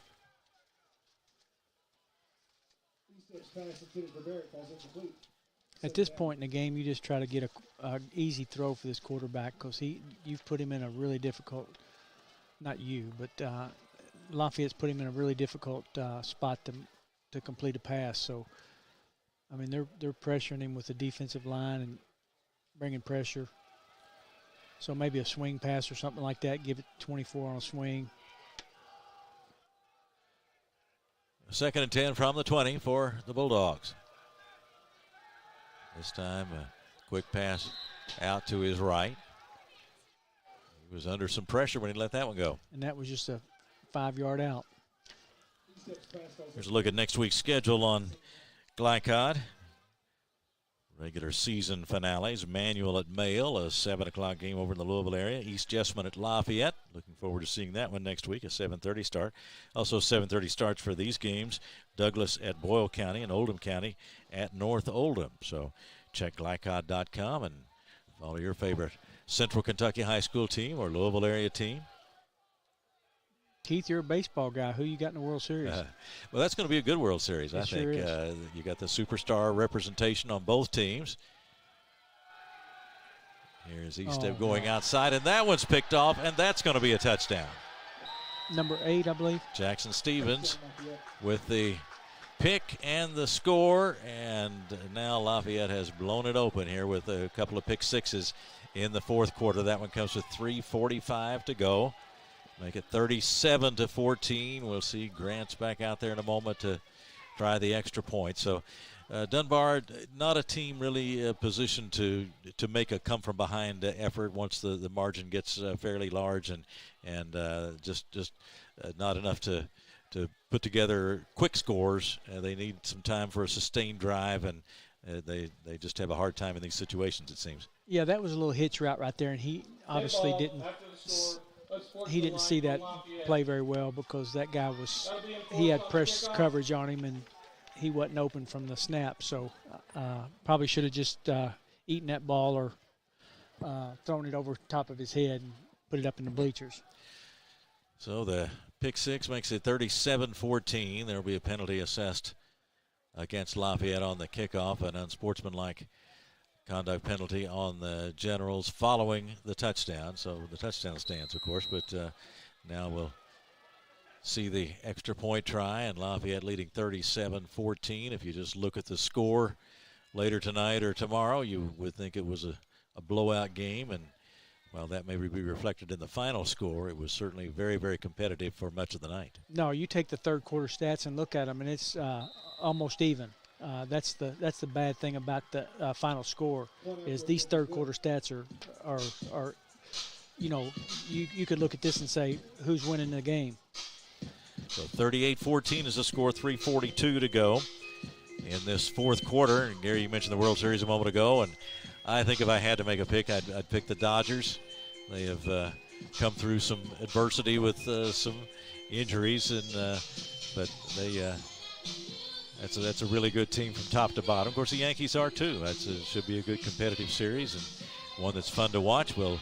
I'll be looking to see Walker Buehler, the Henry Clay product, who pitched at Vanderbilt in college, and he's had a long comeback. Speaking of comebacks, and had some arm surgery and has had to deal with that, but he is quite the competitor and has come back and pitched pretty well for the Dodgers here in the late stages of the season. And the and the playoffs. And one of our former Lexington legends, Kike Hernandez, will be in action for the Dodgers. Kike's become quite the postseason star. He's hit something like 15 postseason homers. Oh, yeah. I love to watch those guys play that we saw come up. Yeah, he was with the Legends back in 2011 and was a good player. I wouldn't have said that he was an actual sure shot for J.D. Martinez. Yeah, J.D. Martinez, who played for the Mets this year. Yeah.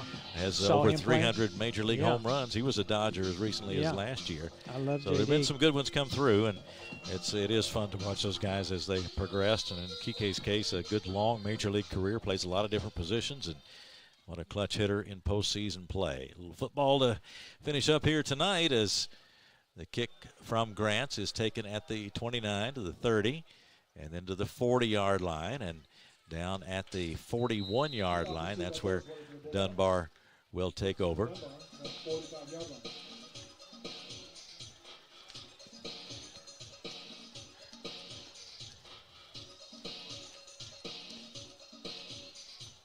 Keith, I'd like to see some of these kids wearing these extra padded helmets or the padding on top of the helmets. I think that's going to become a norm pretty soon.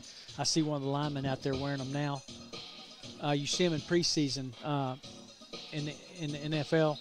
He's standing next to 73. I can't see his number, but it's a black cover. Yeah. Some of the concussion people wear them. I don't know if that's why he's wearing them, but I think it's going to be a norm in football sooner than later. He's playing left guard, I believe. I think that is 75, and we'll check that in just a second after this play. As Dunbar back on the offense. Have a new quarterback in the game, number 14. And there's the handoff. And number 14 is Dominic Faulkner. So he is in at quarterback, the 5'4" receiver. At 75 is Zach Luby. And, of course, with all the attention focused on concussions here over the last 10 to 15 years, particularly in the NFL, of course, but it could be at any level. Yes. Now we've seen people work on the improvements, the ones who are responsible for technology in football. Here is Faulkner, very quick, out to the 50-yard line, still on his feet, comes to the 45, the 40, down to the 35, the 30. He may score. He stretches it out, and he is into the end zone for the touchdown. Good for them. Good job. That's a great run. And a moment to cheer for the Dunbar fans. No flags. Faulkner took it in from the 45. 2:48 on the clock. That's a touchdown, and the home crowd likes that. That's a good replay of that right there. He's showing a good replay. He came over and got hit right there, made a good spin move, came all the way back across the field, and just outran the rest of the Generals. 55 yards. Looked like they had him more than once. Yes, sir. Had him cornered anyway. They couldn't bring him down, and the speed of Faulkner in evidence there, and it's a touchdown for Dunbar. It makes it 38-20 with 2:48 to go. Really impressive run. He had returned a kickoff for a touchdown earlier this year.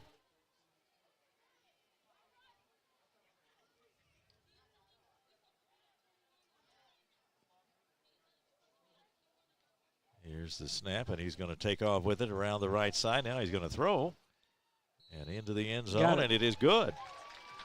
The catch made in the end zone by Casey Monast.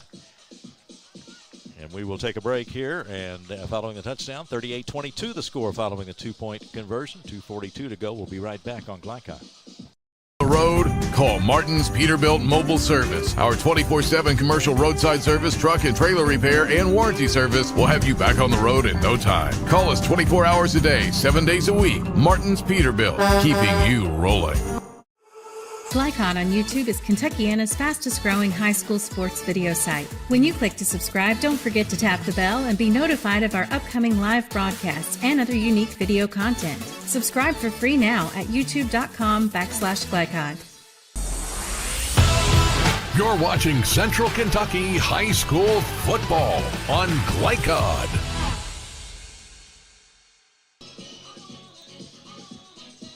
Dominic Faulkner has given the Dunbar crowd a little bit to cheer about here late in this ball game. They're down by 16, though, with 2:42 to go, and that's some pretty impressive speed on this young man, Gary. Very impressive.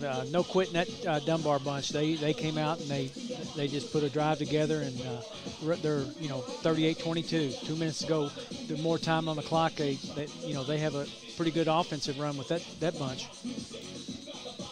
You get to this stage of the season, and you've taken a lot of hits, and in Dunbar's case, just one victory to show for it, but you still play hard and dedicate yourself to making whatever you can happen in these last you can't do couple that. of games. I don't think it was on the soccer field for a minute, wasn't it? Booted that one out of bounds. And that would be an illegal touching and kicking. Yes. So a flag immediately follows.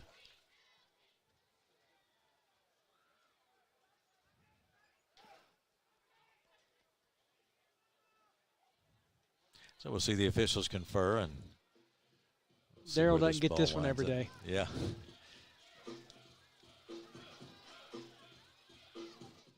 He's going to have a word, Coach Johnson.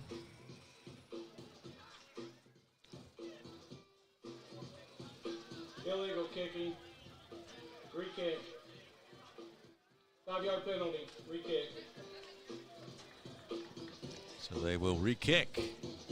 5-yard penalty assessed to Dunbar. And Gary, I guess you might have an easier call sometime, but I don't know what it would be. That was pretty right out there in front of the official to boot the ball away. Yeah, that was probably once a year. You know, that's one thing the officials have to deal with. You have a lot of what you might call routine calls. Occasionally you have that oddity. You see it in every sport, but it can happen in football too. And while this one was pretty blatant, occasionally you might have something a little more obscure than that. But you got to have all those rules in your head ready to recall. Keith, and they change an exception or 5 every year. An exception to that rule, an exception to this rule. So you don't just have 100 rules. You have an exception to every rule. KHSAA always in need of good officials. If somebody's thinking about that, what should they be thinking about as far as what it takes to be a good official and how you get started? Just go to the KHSAA office and sign up over there, and then they'll hook you up with the local association that you join. They'll tell you who the signing secretary is for that location, and that's how you join. And I recommend it to anybody that's getting either out of sports or doesn't want to play sports anymore. I think it's a great avocation for somebody that wants to stay involved in sports.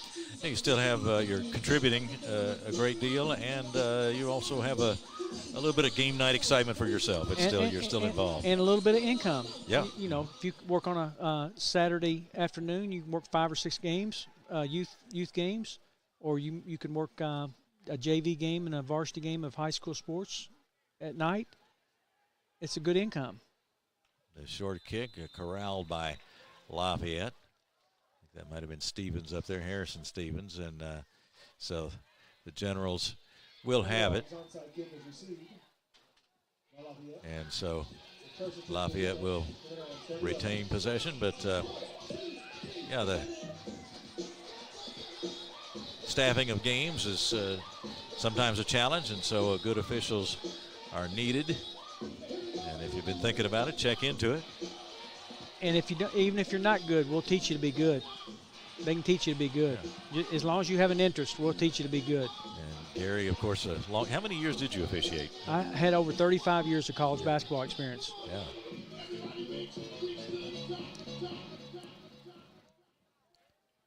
Generals with the ball, 1st and 10 on the 30, just 2:42 left in the game. Tackle made after the run, right about the line of scrimmage.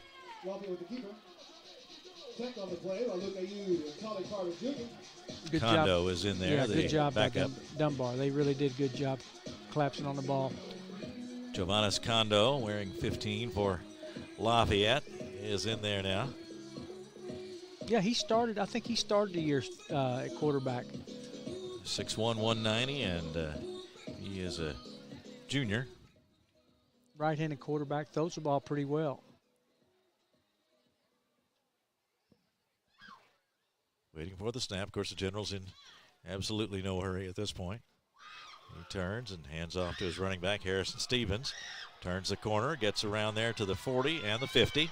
And now down the sideline he goes and finally corralled at about the 45-yard line inside the 45 for Harrison Stevens. Keith, what they do without a game clock, they'll watch the back judge. And when the back judge starts doing the 5-second countdown, that's when they start snapping the ball.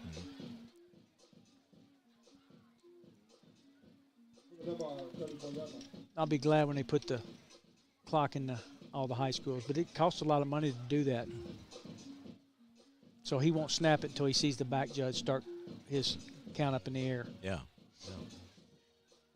Well, you've got to have another, I guess, an operator upstairs, a separate operator upstairs, too. A lot of money. Yeah. You know, it's like that's the reason why they don't, one of the reasons why they don't do the shot clock in high school basketball. Not just the cost of an installation, but the cost of, you know, $30 a game for a shot clock operator at the sites. Kondo waits for the snap. He's got it now and hands off. Good gain around to the right, and that's going to be another score.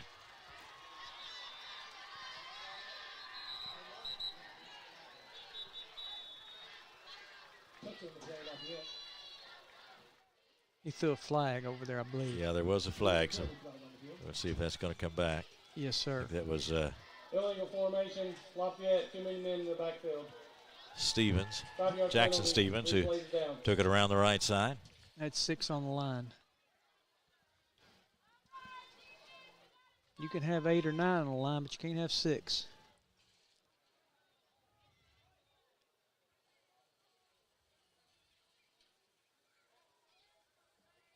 You can have 10 on the line if you want to, Keith.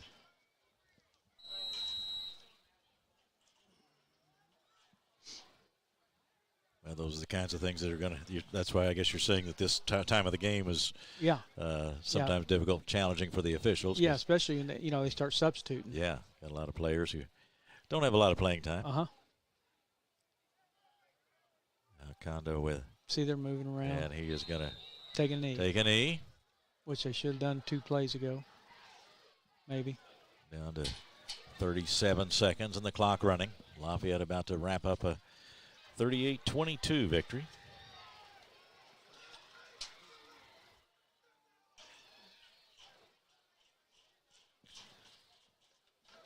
And the Generals line up now as we hit the 20-second mark. They shouldn't have to play anymore. That snap came under 40 seconds, didn't it? I think it did, yeah. 12 seconds, and now they head to the sidelines, and so the next thing will be to shake hands at midfield as we have come to the end of this ball game as the final seconds tick away. And there is the final horn, and we have reached the end of the ball game with a score, Lafayette 38 and Dunbar 22. And so as the players shake hands at midfield, we will get ready for our post-game report, and we'll be back to start that for you in just a moment here on Glycon.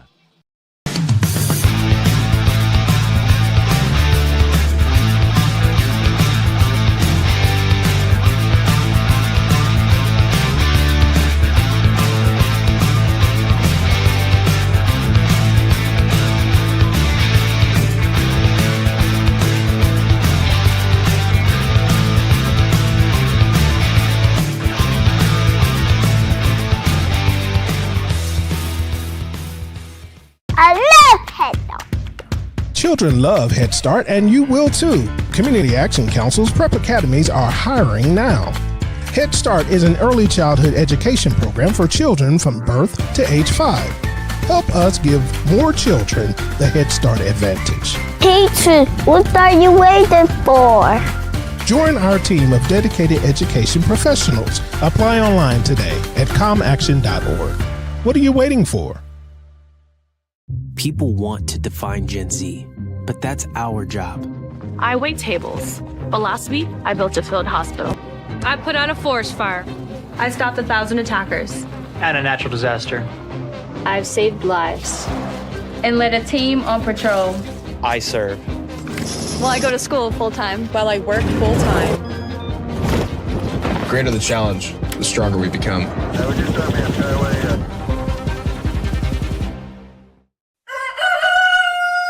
calling all football fans. Come on down to Roosters, where the wings are hot, the drinks are cold, and the good times never stop. Roosters is where you can catch all the action of the game and enjoy a delicious meal. Choose from 15 varieties of sauces. Even try our burgers, salads, and out-of-this-world pizzas. Something for everyone at Roosters. Dine in, carry out, or let us cater. Open late for the night owls. Visit our Richmond Road location or off Nicholasville Road by Walmart. For any of your window, door, and siding needs, contact the team at Elite Building Products. Their factory-certified, licensed, and insured contractors have been installing energy-efficient windows and doors for over 30 years. They also offer energy tax credits and military veteran discounts. Locally owned and open weekdays at 242 Wilson Drive, just off of the 27 bypass. For a free estimate, call 859-887-2440. Elite Building Products. Take your ride to the next level in a new Kia from Cartown Kia. The new 2025 Kia Carnival is the definition of next level, and you can score yours for just $449 down and $449 a month. Or drive home the crowd favorite 2024 Kia Telluride, just $399 down and $399 a month. Plus, get as low as 1.9% financing on select 2024 models like Kia Sorento, Sportage, and Forte. And don't forget our 10-year, 100,000-mile powertrain warranty. Next level savings start at Cartown Kia and CartownKiaUSA.com. Tonight's post-game recap is brought to you by Cartown Kia, your dealership for unmatched design, performance, and savings at 3120 Lexington Road in Nicholasville. Visit them online at CartownKiaUSA.com.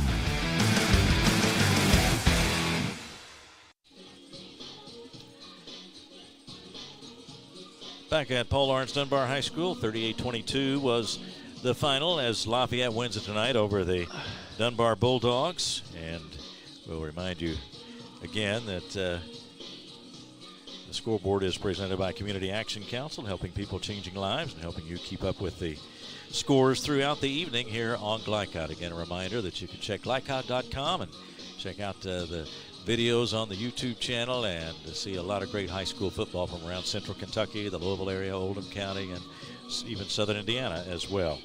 So let's, Gary, first of all, before we begin wrapping things up, let's talk about the drive of the game. It's brought to you by Central Kentucky Driving School, raising the bar on driver education.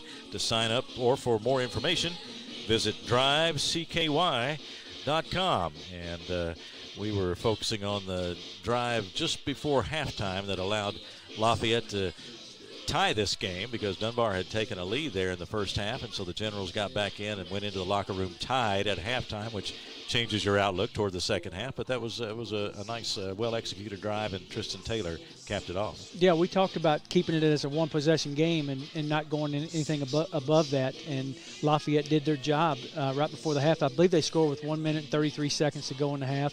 I think it was a 10-play drive. But, yeah, they drove it straight down the field, and I thought that was actually the drive of the game. Yeah, that was a 10-play, 50-yard drive for Lafayette that came with a minute 33 to go in the second quarter, consumed 5:08. So that's a pretty good chunk of time for a drive to take up. And then, of course, they ended up cashing in at the end, too. So we felt like that was an important drive, and that is our drive of the game tonight. And that is brought to you by Central Kentucky Driving School, sponsoring our drive of the game, and we appreciate that very much. 38-22 was the final as Lafayette wins it over Dunbar. We've got a lot more to come on our post-game show, but let's take a break right now. We'll be back with more in just a moment here on Glycod. Your ride to the next level in a new Kia from Cartown Kia. The new 2025 Kia Carnival is the definition of next level, and you can score yours for just $449 down and $449 a month. Or drive home the crowd favorite 2024 Kia Telluride, just $399 down and $399 a month. Plus, get as low as 1.9% financing on select 2024 models like Kia Sorento, Sportage, and Forte. And don't forget our 10-year, 100,000-mile powertrain warranty. Next level savings start at Cartown Kia and CartownKiaUSA.com. Let's get real. You could go to work right after high school, but spend a little time with us and we'll give you a better chance to do more, be more, and earn more. College for the real world. College for your world. New recruit, take advantage of our apprenticeship program. Come out of our 4-year course debt-free. with health insurance, a guaranteed pension, a degree, and an electrical license. 3 words I'd use to describe the apprenticeship are opportunity, skillful, educational, solid career path, rewarding, beneficial, and a brotherhood. A life-changing opportunity.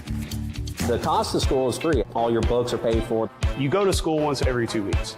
All the other stuff is on-the-job training. The teachers here are great. They're all very, very knowledgeable. They're preparing you for what you're already seeing in the field. If you're struggling with something in school, sometimes your fellow students can help you work through that. Everyone's willing to help each other. It's like a big family. I love being a part of a union, something bigger than myself. This field is so vast. You can find something that you really love to do because there is so much you can do. I went from a job to a life-changing career. Power up your potential with the IBEW. Stuck on the road? Call Martin's Peterbilt Mobile Service. Our 24/7 commercial roadside service, truck and trailer repair, and warranty service will have you back on the road in no time. Call us 24 hours a day, 7 days a week. Martin's Peterbilt, keeping you rolling. We all make choices about alcohol. Kids make choices whether to drink or not. Bye, Dad. Bye-bye. Remember, I'm going to Alex's party tonight and sleeping over. You have fun. Hey, remind me about that party again? And adults make choices whether to talk about it. That's true of parents and every other trusted adult in a kid's life. Kids want to know our expectations, and they want honest answers in everyday conversations. So talk with your kids and help lead them on a positive path. Because when you talk, they hear you. People want to define Gen Z, but that's our job. I wait tables, but last week I built a field hospital. I put out a forest fire. I stopped 1,000 attackers. And a natural disaster. I've saved lives. And led a team on patrol. I serve. Well, I go to school full-time. While I work full-time. The greater the challenge, the stronger we become.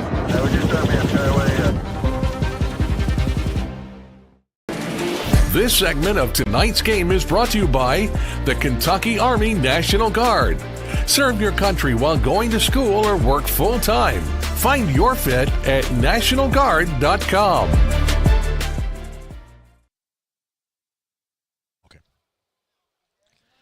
We are back at Dunbar High School. Our postgame report continues following Lafayette's 38-22 win over the Dunbar Bulldogs. And tonight it was Dunbar who got things started first in Dwyo. A 4-yard run, extra point try failed, but that left the Bulldogs with a 6-0 lead with 5:37 to go in the first quarter. Lafayette came back as Harrison Stevens scored on a 9-yard pass from Ransom Payton. Jackson grants the conversion, and it was 7-6 Lafayette. That was an 8-play, 63-yard drive and took 2:43 off the clock. And then Dunbar came back in the second quarter, 6:47 to go.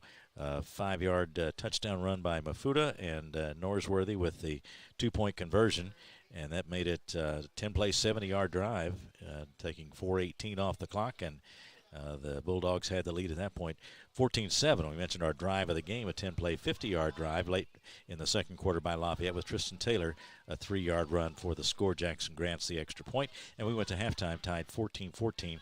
Second half, Lafayette dominated the second half. Tristan Taylor, a 5-yard run, with 7:21 to go in the third quarter. Extra point was good, made it 21-14. Jackson Grants added a 22-yard field goal later to make it 24-14, and then 2 pick sixes. Jackson Grants a 16-yard interception return, and Jackson Stevens a 24-yard interception return, both 4 touchdowns, and that made it 38-14. Dunbar scored late on a 54-yard run by Dominic Faulkner, and Casey Manast on the 2-point conversion, a pass from Faulkner, and leaving the final score at 38-22. But Gary, don't want anybody to come away from this game thinking that it was just a blowout from start to finish. Lafayette won pretty decisively, but we saw a good ball game tonight for much of this game. Really good game, especially through 3 quarters. Very competitive. Stats were really close, very even. Looking at the stat sheet, you wouldn't know that it was a 38-22 ball game. Well, the stats as far as won-loss records are concerned, Dunbar drops to 1-7 on the season, 0-3 in the district, and Lafayette now 5-4, and they are 2-1 in district play. They have not had a winning season since their 2016 trip to the state finals when they were 13-2. So, and we saw Coach Lawson's record at Lafayette just 6-24, but now 5 of those wins, or he would now be 7-24, and 5 of those wins have come this year. So he's got to like that trend. Yeah, I think they're working hard. I mean, I like I said, I've watched them a couple of times, and look forward to seeing them again next week. And if they can get a win next week going into the playoffs, you never know. But they work hard. They're playing hard. Looks like they got a little bit of ground game going today, and the passing game, they've been throwing it a lot all year. So hopefully they're on the upside, going into the playoffs. And for Dunbar, of course, it's a tough loss, but on the other hand, those kids were still playing hard right to the end. So coach has got to be happy with that, and feels like his team is giving their best effort as they look for a win, and they'll be right back at it next week. And Coach Johnson does a great job, so there's not going to be a letdown with them. They played hard to the end.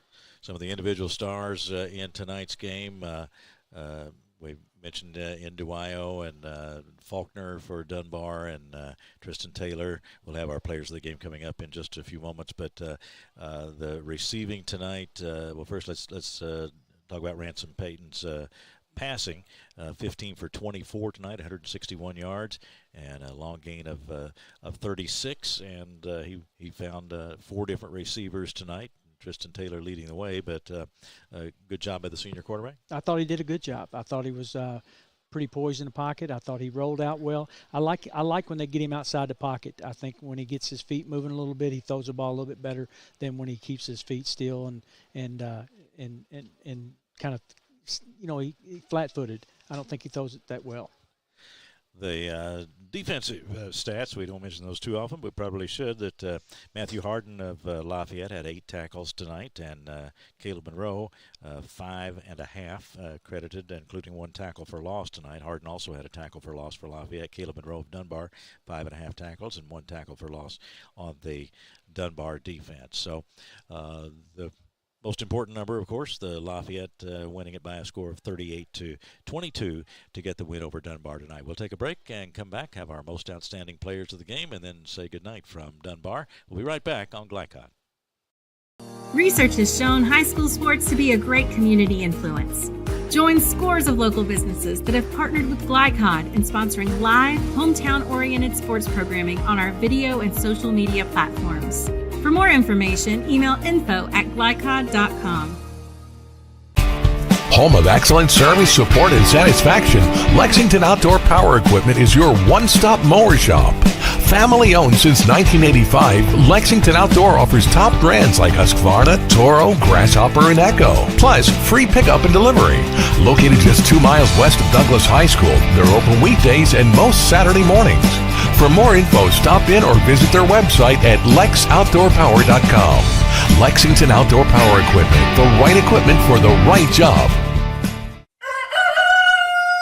Calling all football fans. Come on down to Roosters, where the wings are hot, the drinks are cold, and the good times never stop. Roosters is where you can catch all the action of the game and enjoy a delicious meal. Choose from 15 varieties of sauces. Even try our burgers, salads, and out-of-this-world pizzas. Something for everyone at Roosters. Dine in, carry out, or let us cater. Open late for the Night Owls. Visit our Richmond Road location or off Nicholasville Road by Walmart. Are you an HVAC and refrigeration tech looking for new opportunities? Tech 24 is your single source for commercial HVAC, refrigeration, and kitchen equipment maintenance all across the country.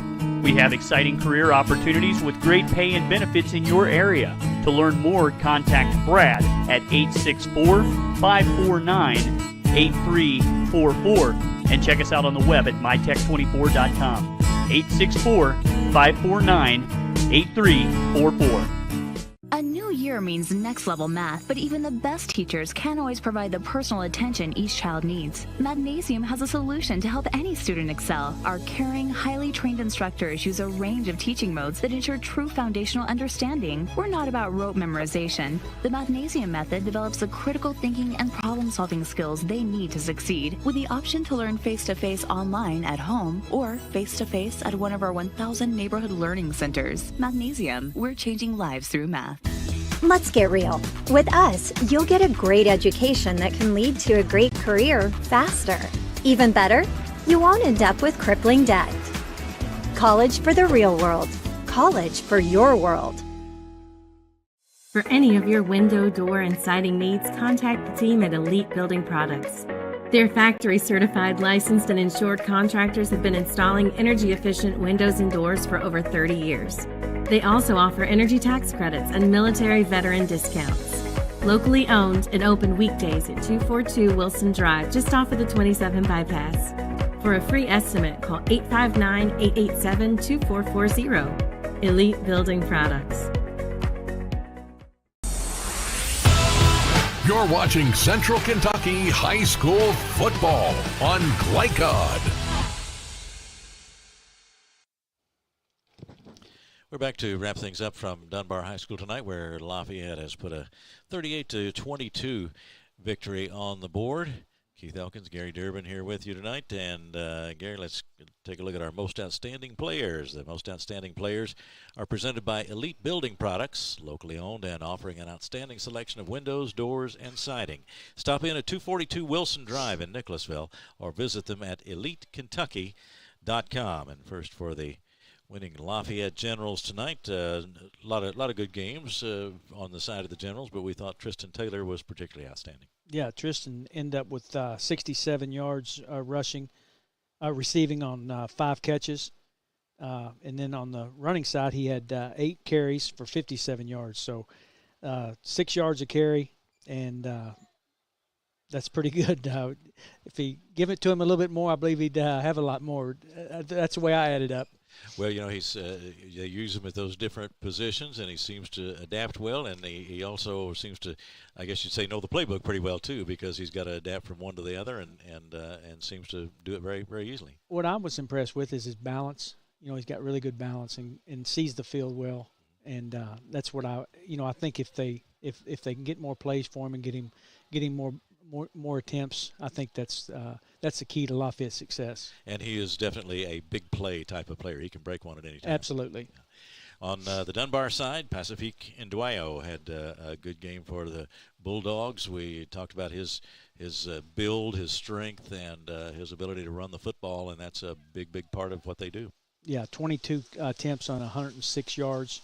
Anytime you crack the century mark, you're doing something well, any level. So he had 106 yards, and anytime you get 100 yards in a high school game or any level, you're doing something well. Well, we congratulate our 2 players of the game. Lafayette with the win tonight. Coming up next Friday, we'll take a look at next week's schedule. Cup brought to you by New Vista. They see the good ahead. Again on Friday, November 1st, Manual at Mail, a 7 o'clock start. East Jessamine at Lafayette at 7:30. Douglas at Boyle County at 7:30. And Oldham County at North Oldham also at 7:30. So we invite you to tune in for those. Again, check it out at glycod.com and find out just where Glycod is covering high school football. You'll find it in a lot of different places, and we hope you enjoy following high school football on Glycod. That will do it for us tonight. For our camera operator, Benson Gregory, and for producer Jackson Miller, and for Gary Durbin. Gary, it was a pleasure working with you tonight. Me too, Keith. I enjoyed it. I am Keith Elkins, and again, the final score tonight, it was Lafayette 38 and Dunbar 22. Good night from Paul Lawrence Dunbar High School on Glycod. From Glycod, this has been Central Kentucky High School Football, presented by Bluegrass Community and Technical College. Never underestimate you. Tonight's game was brought to you by Cartown Kia in Nicholasville, movement that inspires. IBEW Local 369, power up your potential. Mathnasium of East and West Lexington, changing lives through math. Roosters, a fun, casual place for wings and more. Martin's Peterbilt of Central Kentucky. Community Action Council. New Vista. Tech 24. Lexington Outdoor Power Equipment. And Fast Signs. For schedule information about our upcoming broadcasts, visit our website, glicod.com, Facebook and Twitter @Glycod. We thank you for tuning into this live sports presentation from Glycod.